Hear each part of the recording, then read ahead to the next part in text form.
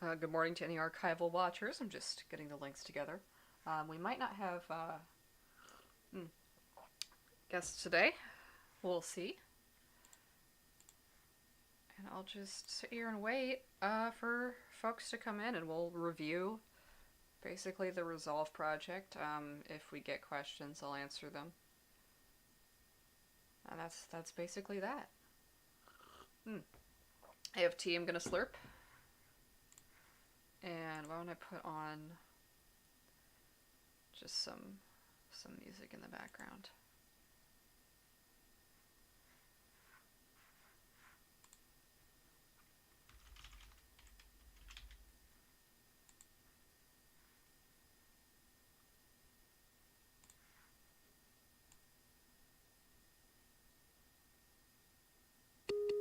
All right, let's see if we can make it very quiet though.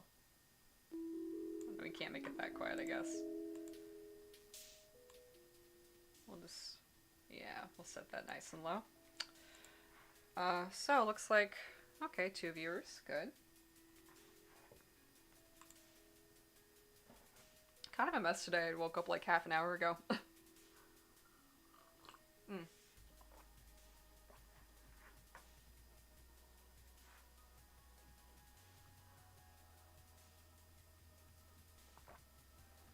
This is probably not going to take too long. Probably only an hour or so.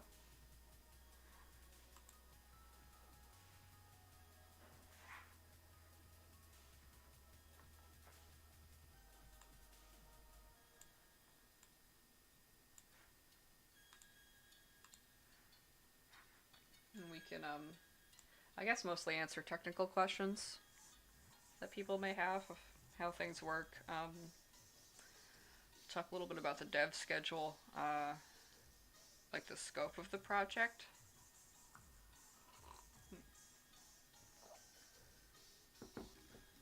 Maybe what I did versus what other people did, and also like what's next. I guess people might wonder about that. It's a natural question.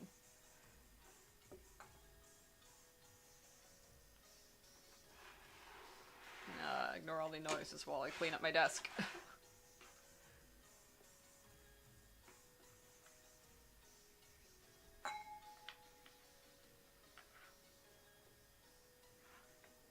Thank you, Pine.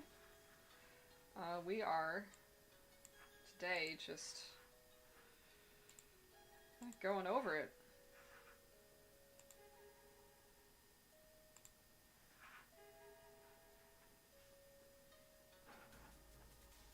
Gotta wait a little bit longer for my folks want to come in.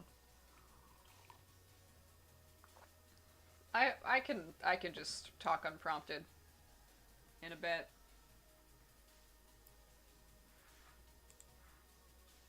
Oh, hello, we got Daft in here. Oh God. Okay, no, I am here. Yeah, I am here. yeah, you're a little robot-y. Your mic might be peaking. No, it's not that. It's not internet. It's bad internet. It sucks. Deal with Oh, it. Get used to it. oh, okay. Well, all right. I'll turn your mic down just a little bit. So, um, Yeah, you might want to do that. I haven't calibrated it. I don't know a single thing about this headset. It's brand new. It was $40, and I think it was a wise investment. Now I have to move to a place with better internet. yeah, but you get to be a spooky robot, which is great. It's like you got a robot body. It's like you're a radio. Hmm. I've been already. The whole Okay. time. That's true. Okay, so I'll go ahead and just find shit to talk about. Let's go. Okay. Before you talk about anything, I Mhm. want to talk about my experience with Act A. It might be an educational experience on how extracurricular, extra metatextual. Yeah, extra textual. Let's call it extra textual, because if Act Eight is it's a fan.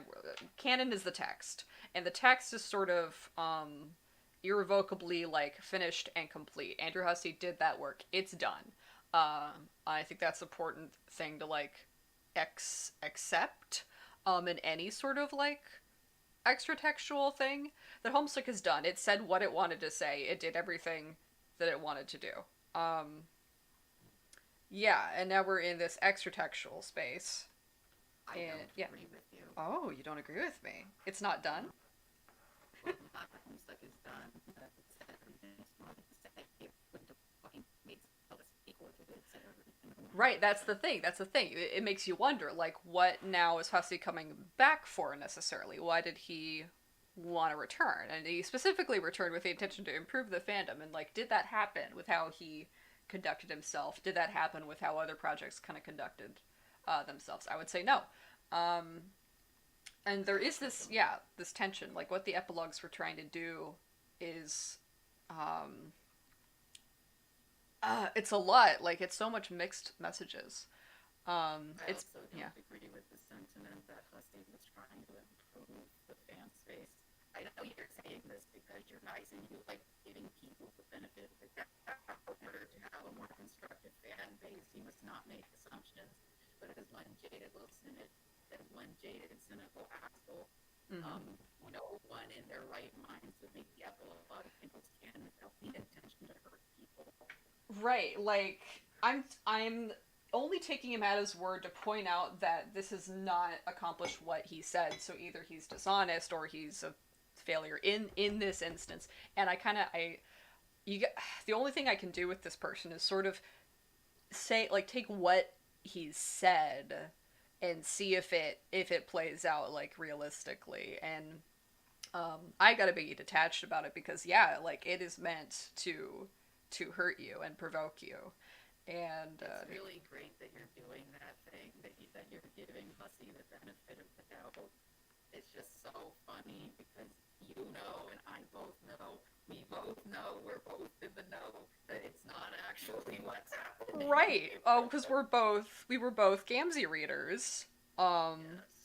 And we knew probably before most people that Homestuck was actually like this. Like, it was malintentioned. Aggressive, violent, mean, condescending. Condescending, yeah. It's mean. It's a mean little story. And like, I think that's part of why I'm still here kind of dealing with it, because there's some things that are about that meanness that I think are relevant to like big questions that are relevant to right now, relevant to this stupid country.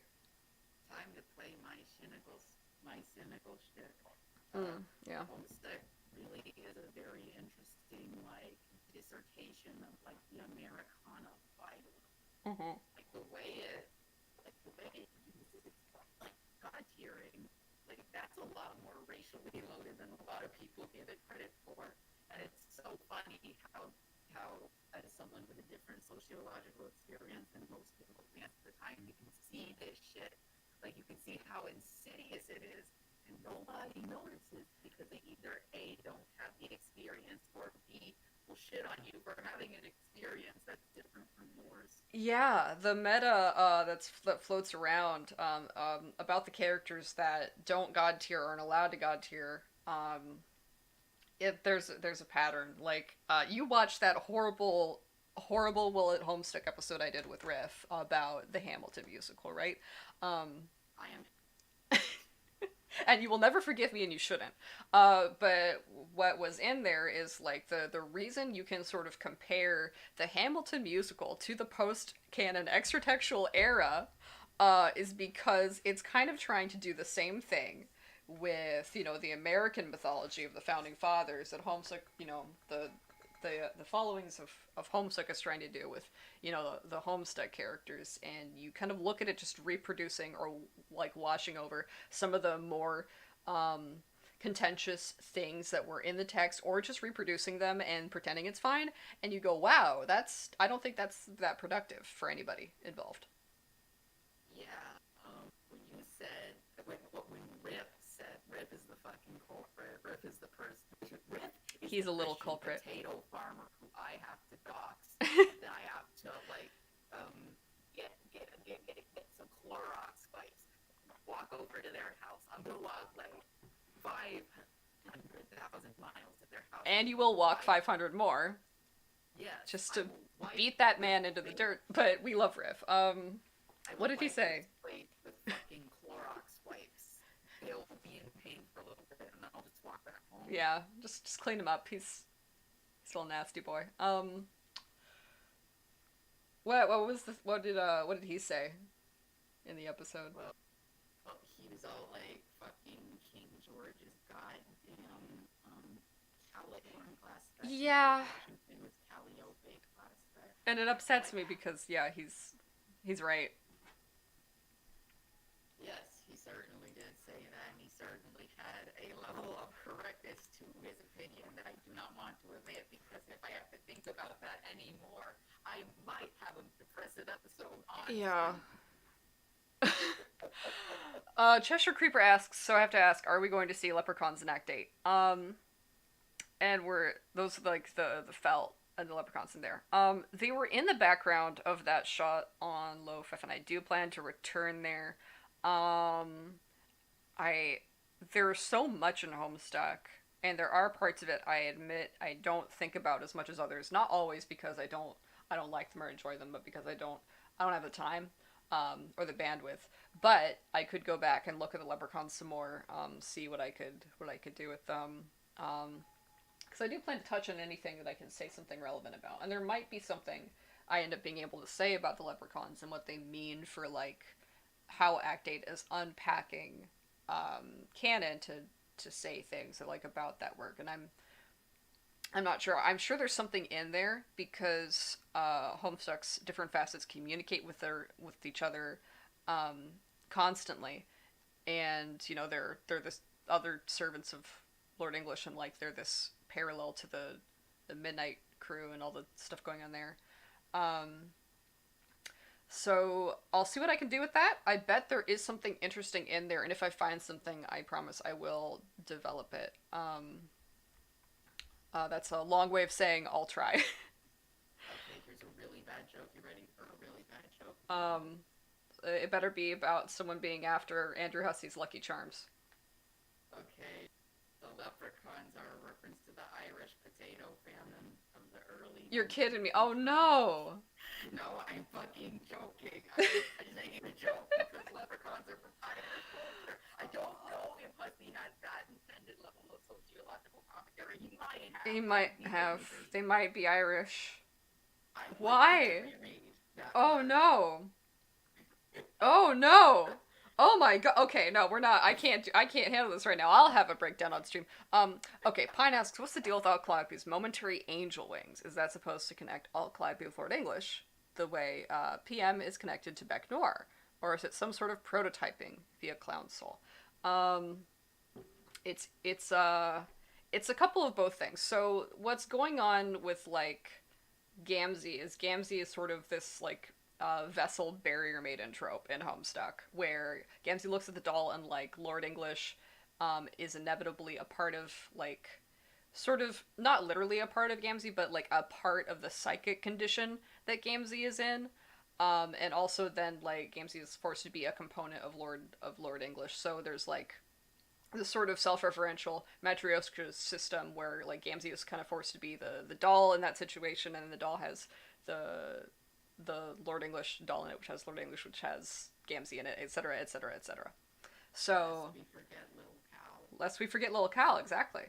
Um, so it is supposed to be both like a callback to the Bec Noir PM duality, because they both have like well, because they're both just cherubs. They're on different sides of this of them like the main conflict, and they have the cherubic theme of opposites. So it's a little bit of that. But the reason specifically that she has wings is two things. One, she has now a component of Lord English, like Caliborn's soul, that she has actually kind of subsumed. Because she lied to Jade. Act 8's implication is that she sort of lied to Jade. It's complicated. So she has one fully, like, become a fully fledged cherub. She has actually, like, consumed that in a different way. And also, it's part from, Dave Pettis now, like, wrapped up in here. So it's, like, the wings from that original, the wing and sword from that original bird from way, way back. I don't know if that makes a lot of sense, but most, like, the subtextual reason is it kind of shows that Alt Calliope is more successful, um, at being a cherub than Lord English is. That's really big brain. I don't know. I don't know. I keep worrying it's stupid, but No, it's very big brain. Every time you say you're stupid, you gain another brain. oh, I And can't. you will have terminal 7 cancer. I'll have so much brain. It's such a bad joke. I'm so sorry. It's fine. I apologize for that one. You're okay. So yeah, the imagery of like um an angel in Homestuck is the cherubs. We also had them on Eridan's land. They're all over the place. We Um, do, don't we? There's some interesting fucking imagery and meaning you can pick out of that. mhm, mhm, mhm. Continue. Mm. Yeah, like the first couple scenes of Act 8 are supposed to be biblical references. I don't know if people got that, but yeah, also it's also Sepulchritude. Like she has white wings and a black sword. So it's also a reference to Sepulchritude. Thank you for reminding me. Of course, Hussey's not in that shirt right now. He's in a Prince of Mind outfit, but that's because it's a Hamlet joke. The intermission that I haven't posted yet. Yeah, he was in like a whole thing about how fucking Hussey was Hamlet and we were Ophelia. Yeah, we're all Ophelia. Um, and the point of that is like to say, is this really, a healthy situation? And how did we get here? And maybe can we not? Do we have that option to not? Well, Andrew Hussey is a preventable situation. Yeah. Like, you don't need to like create media just to antagonize slash hurt people with different sociological experiences outside of yours. The problem is that Andrew Hussey continues in this path because it is the only thing he knows, Mm-hmm. and B, he does not want to change for other people. Mm-hmm. So it's kind of the situation we're in. Yeah, the moment you start like hardening your heart and like not taking criticism and just completely shutting yourself off and like telling everyone they can eat shit and that your experience is the alpha experience and you cannot be questioned, you're this untouchable god. That was a joke and a reference to something you guys don't know what it's a joke and a reference to, but Mama knows. Yeah. That's the reason. That's really where everything starts falling apart. Right. It's Turtles, the intermission is going to it's very hard to write because it's supposed to be like a summation of the 12 years I've spent in the fandom and everything I've experienced. Yeah. I think I've actually been in the fandom since like 2010. Like I did a very light reading of Homestuck, and then I did a big reading of Homestuck back in 2011. So I have been here for at least 10 years, coming on 11, and I've been in a very vulnerable part of the fandom. Mm-hmm. Like I'm on Tumblr during this time period, and some of the stuff I saw was very, very illegal content. Like, oh god, yeah, the fandom was fucked up. disgusting. Oh, it was gross. It was gross. Yeah, and if Hussey was just a more responsible content creator, then people would have taken his lead to produce that content. He wasn't. It was quite. I was Oh, doing sorry. research No, on yeah. a person we will not name, and I saw their illegal art on Safe Search. So No, yeah, it's like he was the adult in that situation. He shouldn't have encouraged those people to do those things. Well, not encouraged, but like could have discouraged it. Yeah. Pine asks, does that mean Dave Pedestal is part of an alt Calliope conglomerate now? Yes. Yes. I had Miss America. I call her that as a joke. Kind of have like. You're right. I hate you. I'm correct though. Is she's got Dave Petta, Calliope, and Party Gamesy. So it's like the two Striders, the two like Equus and Nepeta, and then Clown versus Clown. Why did I turn my friend into a robot? Because I guess I'm Vriska. I'm actually not a robot. The problem is I live in a place with really bad internet, so if I sound shitty, it's because I live in a place with really bad internet. Yeah. Please stop reminding me that I need to move, please. Sorry, you gotta get out of there. No, I don't need to get out of there now. I will when the pandemic is over because I am one sick bitch. That's right. And now. We got these images here. They're from an image of a tetramorph, which is a kind of I did a lot of like I knew a lot about when I first put it in there, and then I had to do the rest of the goddamn thing. So at this point, that's now up for your interpretation because I forgot. Like that's the thing about working on a huge project, and that's the one thing. Like sometimes I can extend a little bit of understanding towards Homestuck because there's no only so much you can fit in like a human brain. You have to forget about some of the older things to move on to the newer things, and you have to constantly like be reminding yourself about what you did in order to continue to write it. But still, Will you teach me how to use Flash? yeah. Let's Great. do now. Let's say we wanted to add.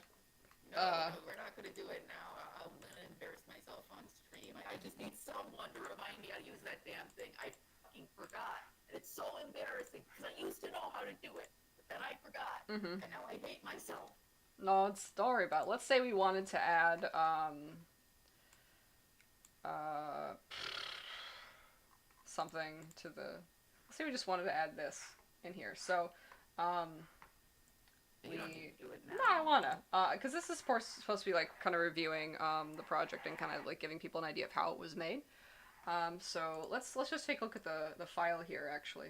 So we have all these layers, which probably could have been organized cleaner, but there were several periods of working on this where I wasn't like I was just kind of tearing into it like a hungry dog. Like it wasn't very organized. I just got it done. I just worked. So we've got one folder for one song, and we've got about 10 layers in there. We've got a folder in there for the little triangle segment. That happens in here. And those all have like masks in there, which is going to be a pain in the ass when I have to do an HTML5 conversion because masks aren't supported. They finally got overlays supported, so that's good. They got audio streaming supported, so that's good. Most things shouldn't break, but it's still going to be just like a pain in the ass once that happens because I've already done some testing and it just can't do it all. And it's going to take a lot of cleaning up, but that's just it's something I want to do because part of the point of doing this is I actually do have a lot of like passion and interest for the technical, like the web art aspects of Homestuck as a project, and I wanted to learn how to recreate them, understand them, so I could actually help in like preservation efforts, potentially, if we ever do need to like update any of the old flashes to HTML5 for any reason. There's better options. There's really better options for preserving that. That's like the they've got that like downloadable Homestuck. That's much better. But if for any reason that was going to be like an important solution to help make sure people can still experience this thing, because I think despite the work's flaws, it's important to like understand what those are and like I think maybe where they like come from sociologically. Like it's very relevant. Like it's the work is bold-facedly just honest about its insecurities and its anxieties, and it's like if it didn't have that like that neurosis of self-awareness that doesn't really get it anywhere, I don't know, it wouldn't be as much of an opportunity to comment on those things, I guess. I don't know if I'm making amazing how sense. honest Homestuck is about its own failings, but it never does anything constructive. Yeah, it's like dang, we had that whole conversation. It belongs in a museum. Yes, it does. No, it doesn't. You don't want to go in a museum and see someone sing "Let Me Tell You About Homestuck." You know where this belongs? In the fucking crypt. In the crypt. Let's go to a crypt. I want to go to a crypt. I want to see some bats and some spiders and some skeletons. It belongs in like a graveyard dedicated to media that failed people. Yeah. But we archive it there and take good care of it. But it's in a graveyard specifically because it sucks. Yeah. What was I gonna? Oh yeah, so this is how big the project file is. I'll talk about the scope of it really briefly. It is so many frames. 13,000 frames. Um, 13,000. 2,794 unique like flash objects. That doesn't necessarily mean unique like images. If you can see now, there's all these different tweens, and it creates these when it's got to animate a symbol in a certain way, and it needs to make them like. And a lot of these are going to be parts of the masterpiece segment that I pasted in there. So not all of these are unique objects, but I would say there's probably at least 1,000 unique assets. Oh, here's a Vriska. Let's go put a Vriska. The character we all really need to talk about. Poor Vriska, and also, oh Vriska, you know. You know, at first I felt bad for Vriska, and now I kind of feel like we need to give her a few. She Homestuck won't let her go because it knows it has something good, but it knows that if it let that character have what she needs, then it wouldn't have her like there being in like intense pain all the time and doing bad things to people that she actually cares about. So it's like the reason there is so much contention like now in the extra textual content and in the fandom between like Vriska and Gamzee is on some level everyone realizes how arbitrary and cruel the story is, and there's actually no difference in their situations. Actually, yes, there is. No, there is. Yeah, that's true. That's the joke. That is The like racially loaded punchline of all of this. No, keep going. You're correct. I mean, the thing that differentiates Vriska and Gamzee is that Gamzee is supposed to be filtered through the sociological lens of an LGBTQ black man, while Vriska is a white woman who is also in the LGBT community. But if you know anything about gay rights and gay rights movements, you'll know that these movements are typically co-opted by white people because black LGBT people usually do not get the time and attention to vocalize their discomforts and have them taken seriously. I mean, look at the Stonewall movement, for Christ. Mm-hmm. And like a lot of like prominent LGBT people who usually get their voices heard are white. That's very important because a lot of this was started by LGBTQ people of color, and their movements were co-opted by white people. And this actually goes all the way back to the civil rights movements, even before the 20th century civil rights movements. Women like Sojourner Truth and Harriet Tubman were always advocating for the rights of the proletariat. And these are black women. Like, the first civil rights movement leaders that we had were black women, and yet black women are always being left out of these movements because they're being co-opted for other social groups. I heard my significant other and their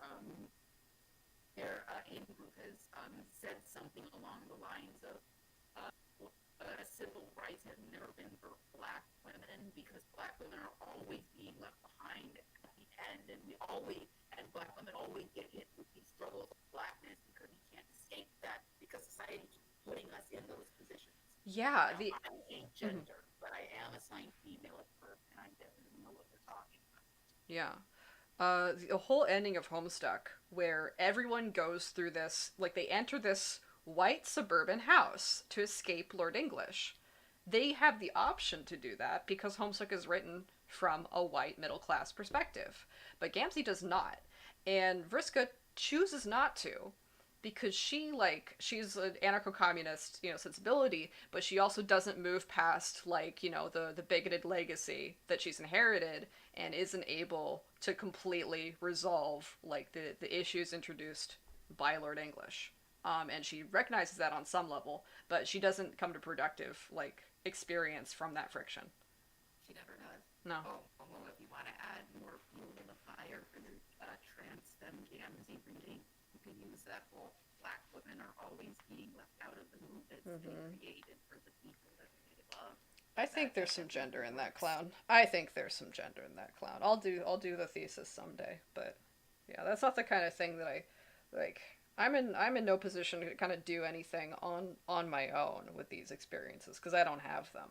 But I do pay attention. I guess I'll yeah give myself that. I'm just fueling your fire. Yeah, give me that fuel. I'll throw it on there. Yes.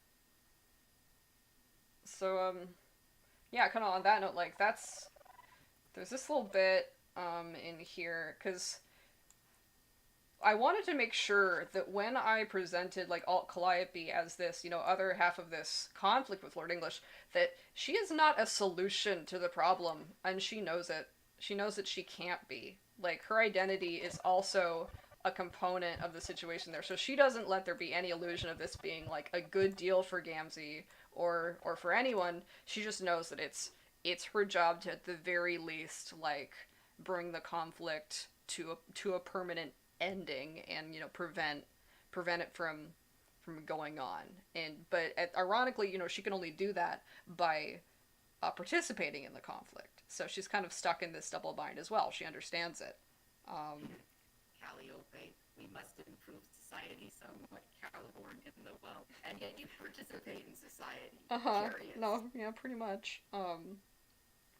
So Alt Calliope is a complicated character. She's had to sort of, well, not had to. It's just kind of in her nature to work this way as a cherub, and that's because I think cherubs are basically analogous to like national identities, essentially. So, like, what is the identity of like a nation or a state in the context of Homestuck's like narrative? They are colonizing species. Yeah, Is it in their thing? yeah. Lord English like colonized Alternia, and he runs it like in secret. Everyone that appears to be at the top of society is some sort of like puppet. Government. It's a puppet government. Yes. I think it's funny. Little cow. Little Cal, He's right? relevant yet again. He's relevant yet again. Um, and then Alt Calliope, she's Miss America because she is kind of struggling with Lord English's legacy, but she's like the most optimistic thing I could possibly say about my stupid goddamn country is that at least like is there anything redeemable about America? It's hard to say. I don't think so. I don't think it can continue the way it's continued. I think like all the things that we think are true about America are totally just illusions, and we're all gonna come crashing down on us if we don't get our heads out of our ass. But I don't think we're gonna. Um, the only thing you can say about America that's like remotely positive is that within it has been accomplished like certain progressive things by the people who have been subjugated by it, and that's not, I don't know if that's necessarily part of America's like national identity, or at least it's not an uncomplicated element of America's national identity. Like the culture and the people within it um, are obviously very precious to me, but I'm not a patriot, right? So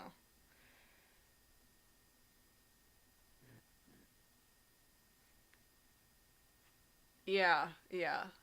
Interesting that you call it the end of Gamzee's arc. Oh, well, we got some more things potentially we can do. But yeah, Think that America is should be well, I definitely agree that we need to like fucking uh, retribution must come swiftly and justly. But I think the whole get rid of America thing just isn't a productive take. yeah, It's just not good.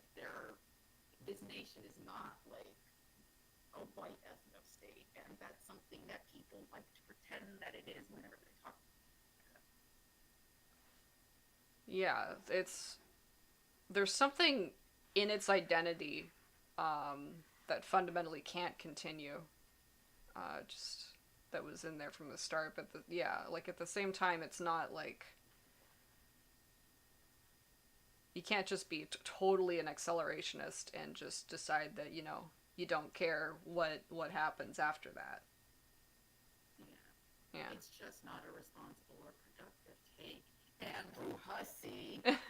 Well, it's interesting because like Dave, um, who, despite how some people read, I think was actually the mouthpiece for a lot of Homestuck's values, and I think Dave Petta became that as well. Just says, why even fight Lord English? Why don't we just, why should we? What has he done to us personally? He's done everything to you, He's done Dave. everything to you, Dave. He's done Everything is his everything to fault. you. He's done everything to you, and Dave like doesn't want to accept that because it's, I don't know why. I don't know why.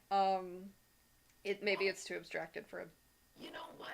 Let me answer this fucking question because I think answering this question is important to understanding why Homestuck is in the position that he is. It's because Dave does not want to perceive himself as being someone victimized by Lord English because he knows people who have been victimized by Lord English. Gamzee. Mm-hmm. And Jade. Yes, he does not want to perceive himself as one of those victims because he wants to hold on to whatever ego that he has because he's a very he's a weak man. Like, not saying Knights are useless. he is extremely weak-willed. He's weak in character. He's weak in perspective, and he doesn't care about other people. He's just fucking weak. He wants to care about them, but he's not good at it. And knights are like this. I've been thinking like what knights are, and I think maybe it's better to interpret the classes as like what do these symbols actually mean if we have a critical perspective on their presence in like other tropes. And knights, they're actually they were what their jobs were. They weren't these chivalrous like great people. They just did violence for whatever the richest guy in the county wanted. They can only be validated by the state as it exists. Their job is to do violence specifically for the state. And you see that situation that they're in. That's why Karkat's a knight. He wanted to be a thrush executioner to be validated and have a position in society. Uh, and Dave Yeah. wanted to live up to his bro's expectations. Actually, this actually goes into a very interesting, like, fucking. You know how I was saying that Dave and Karkat are gay? Yeah. Okay, so whenever I say Dave and Karkat are gay, I don't mean Dave and Karkat are homosexual men 1v1. What I'm really saying is that this is how Hussey perceives the experience of homosexual men to be. And because he said that, we need to take that and really, really analyze what he's getting at here. Because it's clear that he's very sympathetic towards Karkat and Dave's experiences. But he not only is Hussey a bad person, but he is someone who really should have stayed as far away from fighting gay representation as much as possible because he's just a malintended fucking nightmare of a human being. Yeah. Just mangled that perspective to a fucking geeky blender. Um, I think he was naive about what it would take to meaningfully, represent these experiences. And I think the fandom has also been kind of naive. Like I got an ask, one of the asks I get all the time is like, why are we depicting specific racial identities in like the higher fidelity drawings of the Homestuck Flash? And the very like Shut up. like yeah, the very short answer is shut up.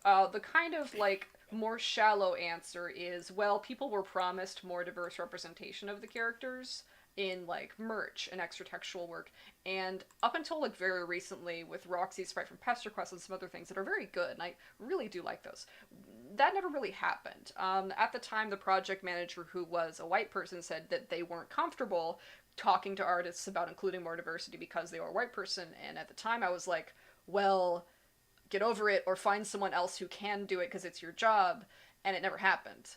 um, so I just didn't have a lot of patience for that, and I wanted to try and kind of give that to people because they were promised it, they were owed it.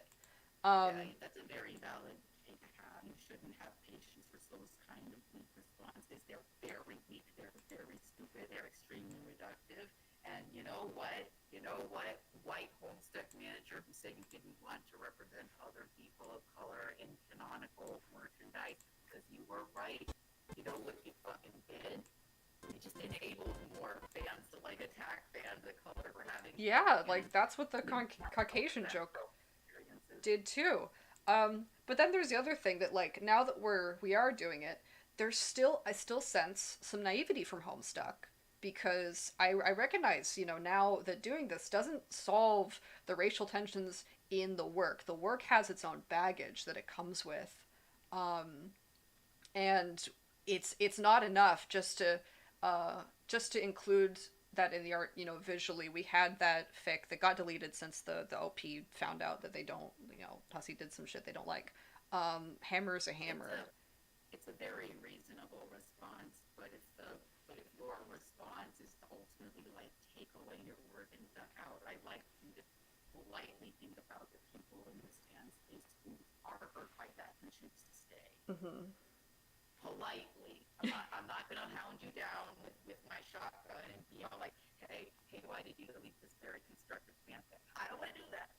Yeah, I reconsider your choices.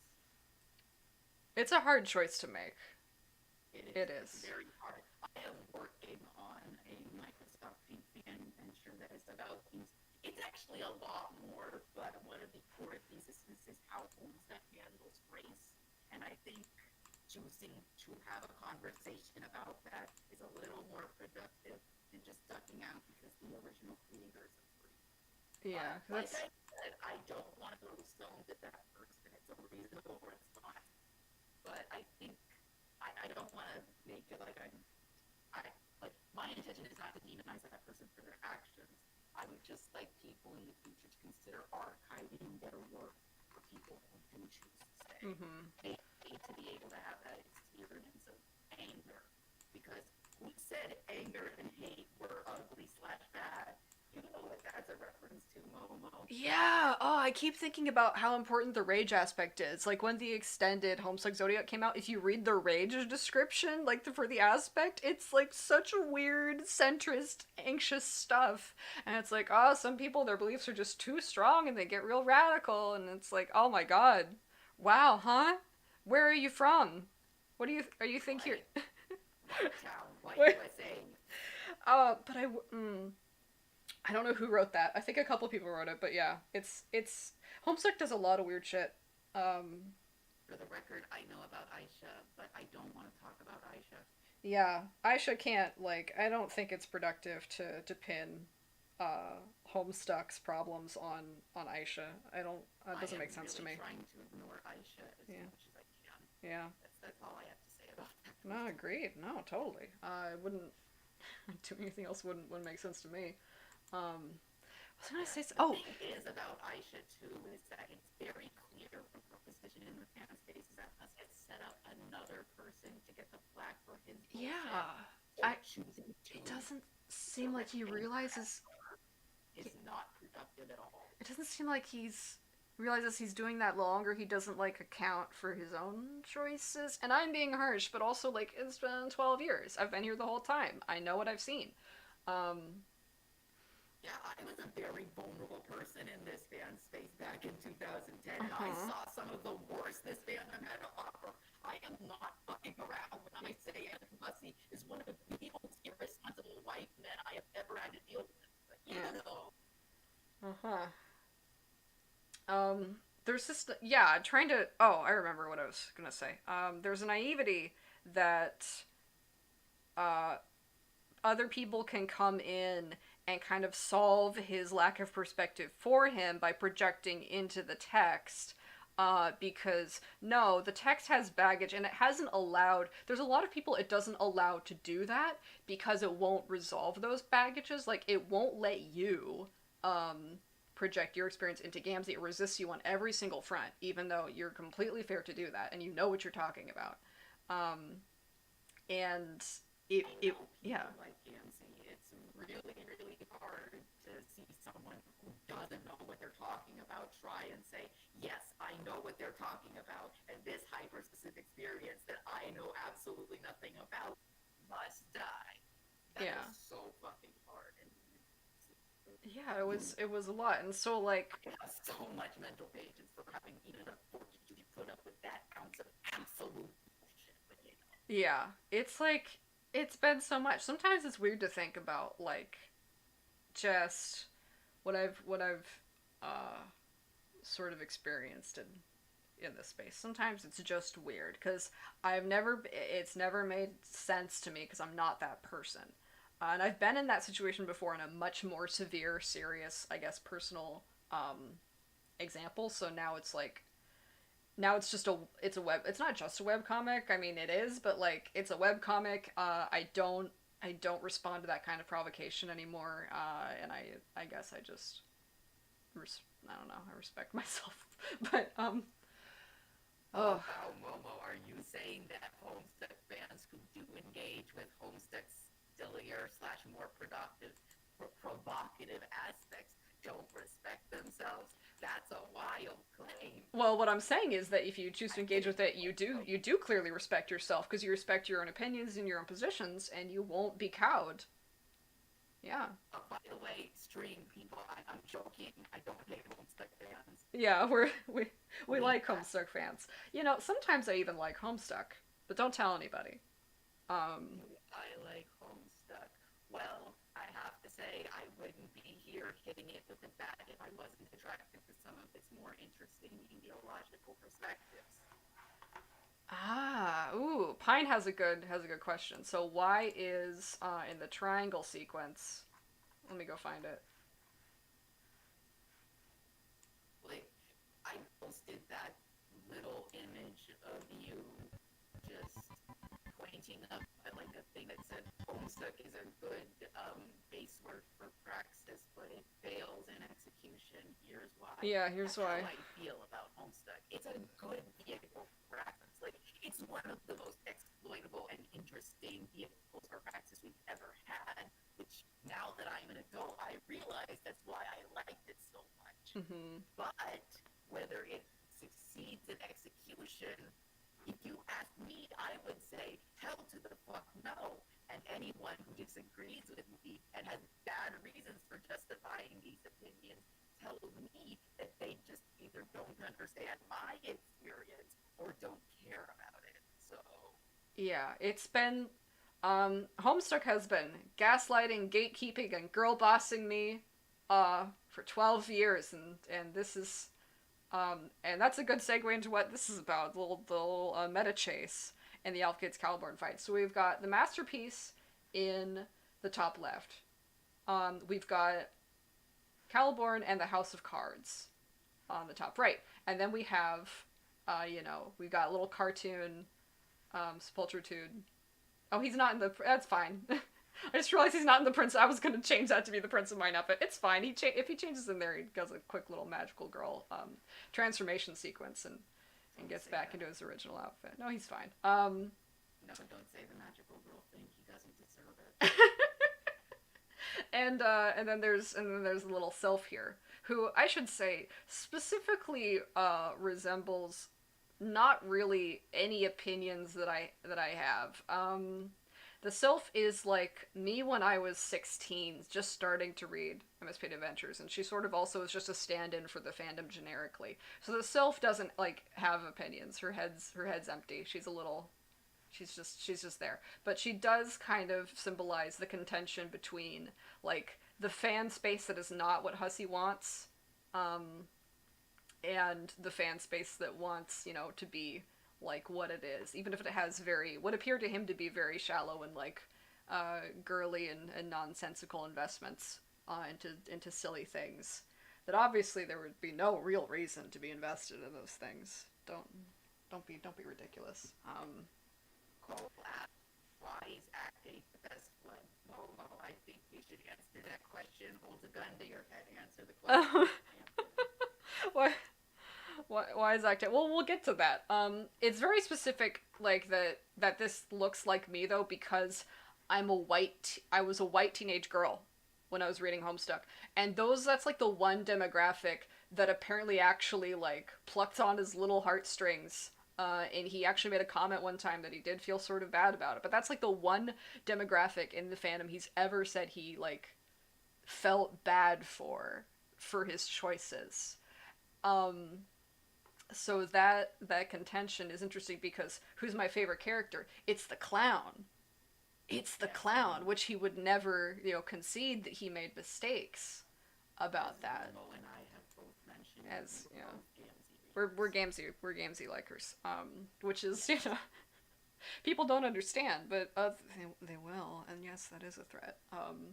They do have So why is it this Joker card? So obviously the Joker card is Gamzee, and Caliborn is trying to fit Gamzee into this house of cards, which like is analogous to the mansion, which is the authorial space, and the masterpiece, which is like Caliborn and his supremacy over the timeline, which is metaphorically the text of the work, its ideology, its messaging, its construction. The work is a craft, like this is Caliborn's art essentially, and the clown um, he can't resolve he can't resolve it's the the clown clown that into can't be fit into the the work. house. Like the entire reason Homestuck comes back post canon is to shit on Gamzee. That's the only reason it actually comes back, is because it knows there's something is wrong.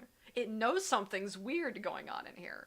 Once Homestuck 2 was done lugging Gamzee's corpse around, it quit. It ended. Everyone left. Like, it's instant that they did that update. They only got a couple more updates in, and then everyone just left. Like, it fell apart. It was the only thing holding this comic together, and at the same time, it's the thing that's going to destroy it. It's the clown. I'm telling you. Anyway, so, trying to fit the clown into the House of Cards, destroys it at the same time that, like, the Phantom sort of, rejects, uh, the authorial, like, position. We could, because, like, the whole, what really, like, talking to you, yeah. was very, very instrumental in getting why Stuck fell apart because you kept talking about Damcar. Yeah, I kept talking about Gamcar. I don't like thinking about Damcar because Gamzee was failed by someone who tried to care about him and just couldn't muster up the emotional courage to do it. Yeah. And then we were talking about him more, and then you were all like, well, Karkat actually loves Gamzee, but the problem with Karkat is that he's just a Chicoist bootlicker. And then I was all like, wow, that's actually the relationship that he has with fucking Homestuck. He Yeah. wants to love Homestuck. He wants to have this experience, but he's a Chicoist trapped in his fucking perspectives. And it's important that there's art that's like that, because I mean it's a real situation that happens. But what's uncomfortable about Homestuck is that it is very self-aware, and it becomes like it drags you into the authorial space with it. Homestuck is constantly reading its audience while the audience reads the story, so everything becomes like very it crosses boundaries it shouldn't cross, and it does become a personal, like it actively talks about the real people involved in making it and supporting it and reading it. So it's impossible. You want so badly to like sterilize yourself and be objective and not like get dragged into it, but you cannot, because that is the premise of the work. So it's inevitable to, like, when you write anything in the Homestuck space, you have to look Homestuck in the eye and go like, you failed me personally. And it sucks to say that because it sounds so unfair when you're saying it, but yeah, if you I really don't like saying Dave and Karkat are gay, but then again, Hussey was the man who said, and when Hussey said something that he intentionally did, you have to take him seriously on the so promises that he was the providing. the thing with Karkat is that Karkat is also analogous to the authorial like intention in some way, but he's like, so the authorial intention is like, it's a state national identity. Lord English is all like analogous to the writer of Homestuck. He is the text embodied, right? And if you look at Caliborn, Caliborn speaks in all caps. He's got red blood. He talks in gray initially. He's supposed to be like a reflection on Karkat, or what Karkat sort of wanted like to participate in. So like it it compares to itself in an interesting way. Like, Karkat ultimately can't validate Gamzee's problems of being like enslaved by Lord English as real and having actually happened. He can't validate Gamzee's religious experiences as being like authentic and relevant. He never believes that what Gamzee believed in was real or really happening. And because of that, he lost this relationship that he really cared about, and his only recourse after it is just to be very bitter and continue to like buckle down on like no, um, it was failed from the start, or like it's Gamzee who like was too involved in these delusions. Um, yeah, he's not able to recognize that the system that he wants to ascend to, So terrible. yeah, Right. it's benefited him when he follows like the rules by it, but he's not actually. He's also like Vriska, where like the text likes him and rewards him for quote unquote being himself, but he's not able. Like he's unhappy. He's unhappy as himself, and he doesn't really address like the feelings that he has about being in this terrible system that subjugates people he cares about. Like he never gets out of there. He just kind of gives up, and it's sad because he fails someone who is he was basically the only person in the position, I guess, to help. But at the same time, he couldn't because he was just a kid, right? I'm also Like, gonna put this thought out that Gamzee is probably the only character in text who loves Karkat for who Karkat is. But mm-hmm. Karkat, like you said, is a jingoist bootlicker. He is. He's a little bootlicker. He's a knight. They're bootlickers. That's what they are. That's what the knight aspect is. I'm sorry. Um, yeah. So, uh, I just thought this was fun as a little callback because I bet everybody kind of misses this era. It was a simpler time. You know, Not really, but it wasn't right. Like, it was still when had you like think the about it, no, it it really wasn't because you wasn't. think about like, look at this diverse mural and. MS Paint Adventures was still wringing its hands about that stuff. It was the in between stage between like Wizardy Herbert and Homestuck. Wizardy Herbert Mm-hmm. must be really. No, we mustn't actually. I feel so uncomfortable talking about that because I shouldn't have read it. He didn't publish it. No one was supposed to have read it. You know what? I think my time with Wizardy Herbert has been the most constructive I've ever had. He's mad at because it not only confirmed that Gamzee was a gay homosexual man, at least in Hussey's like what he was intending to write, but it Mm-hmm. also said a lot about how he viewed these characters and their perspectives. So thank you for providing me that little window into Yeah, you hate it because it's like I don't want to read. fucking person, and if I see you, I will walk away. Yeah, it's terrible because you don't want to use something written like 10 or more years ago to interpret like the future work, but at the same time you have to because it's relevant. Like the same things are happening, um, and it's interesting, but like also it's like maybe you shouldn't, but I mean, it's I fine. was always under the impression that Gamzee was gay. It was just the very specific way that Hussey handled him. But then I read Wizardy Herbert, and I was all like, oh, he's gay. Oh Yeah. no. Oh no. Wizardy Herbert. There was a snippet of like a Wizardy Herbert thing as like a little book Roxy was writing, but that's an actual book. Andrew Hussey wrote some, and he didn't finish it. But you can still find it in places. It's a weird thing because he didn't intend for people, I think, to read that version of it.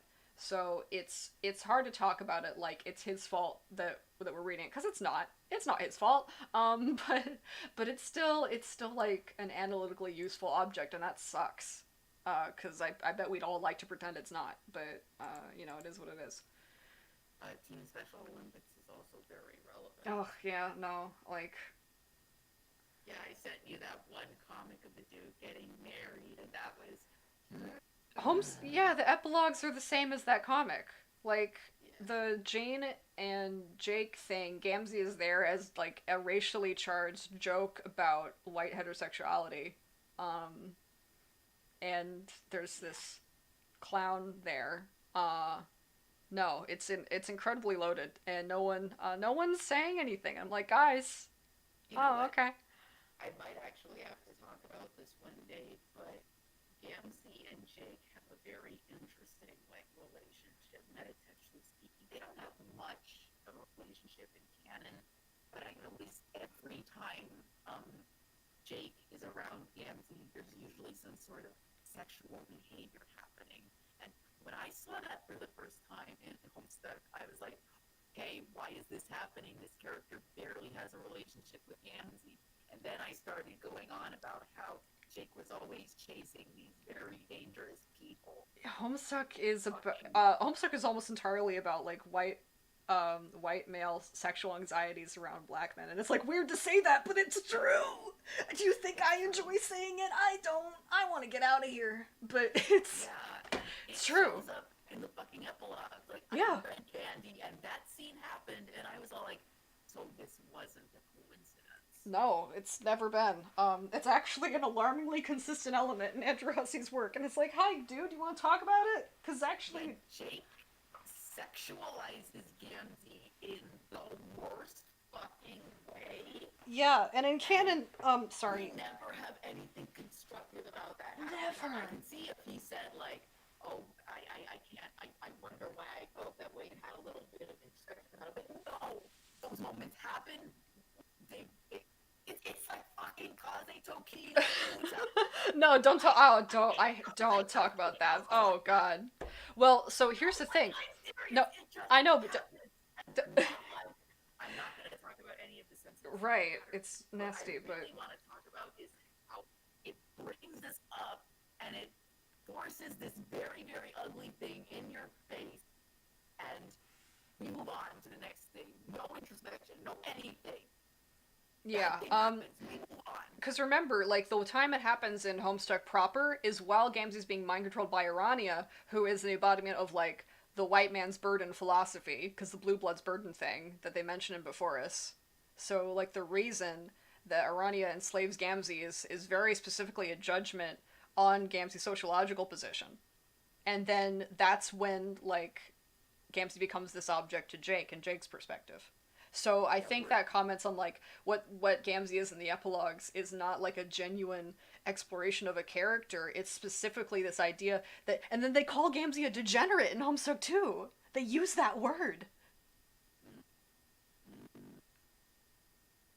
So yeah, and that's why it's called yeah, Pine. Pine points out something interesting, like resolve. Why it's called resolve, and I really like it. It's both like resolve is both solving like an issue and putting it to bed, but it's also like the quality that you have that you persevere and go on. So like resolve is both what you have to go forward and to address what happened in the past, and that's why it's right in the middle of the comic. And why I'm trying to use it as like the center of the story where we are sort of done establishing our position referential to Homestuck, and then from here on out we are gonna be like exclusively positive. Like if we were negative in the first half of the story, where we were pointing out here is where like we everyone is lacking as a character. Here's what nobody has right now. Here's what Homestuck didn't do. When you go forward after Resolve, it's going to be I think I'm gonna try and have it be a primarily like positive where we're adding in those things. Okay, So yeah. so I want to put in a little disclaimer there about Kaze Tokino Mucha. Don't read it. Don't read it. It's the reason I even chose to engage with it in the first place was because of a specific member of the Homestead team who was replicating attitudes very, very similar to what Kaze Tokino Mucha produced. You should not read the story. Yeah, I'm very fucking serious. Do not read this story. there's a creative philosophy that's like on some level I can't help but sympathize with because I'm also a traumatized person. Um, so we're talking about creative works kind of like Land of the Lustrous and the other things that creator has done. The way people talk about their trauma, just in a very honest depiction of what it feels like to be in that space, and it's like on some level, obviously that is sympathetic, and maybe those depictions could be productive. But the thing is, I don't think it's enough. I don't think it's enough just to be in that space, and that sucks. That really sucks. I know, but I don't think it's enough. And so that's why I don't really accept when creators say that they have no responsibility to their audience. It's like life is responsibility. We're social creatures. We're never getting out of that. We shouldn't try. Be talking about Konstantin Uja if it was a response story that actually had like productive opinions about the subject matter that it chose to right? Mm-hmm. But we live in a hell timeline world where Kazetsuki no Uta is the first popular reality series that was ever produced.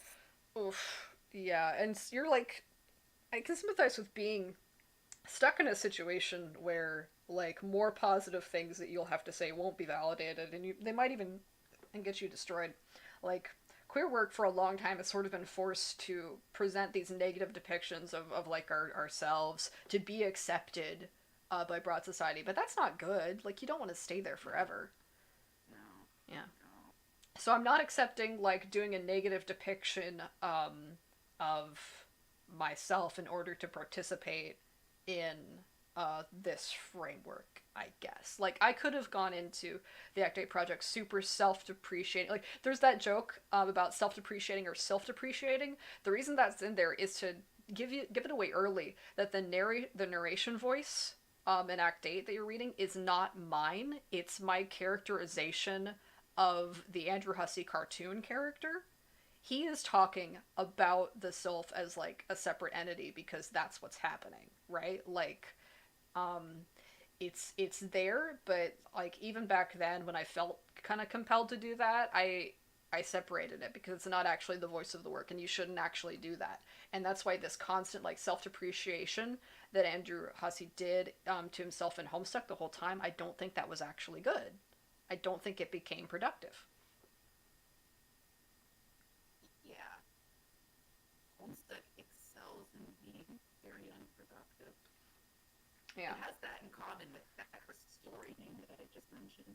Both stories that bring up huge sociological problems in our society, but you just sit on them and nothing productive is ever said about them. Yeah. They're really, really racist.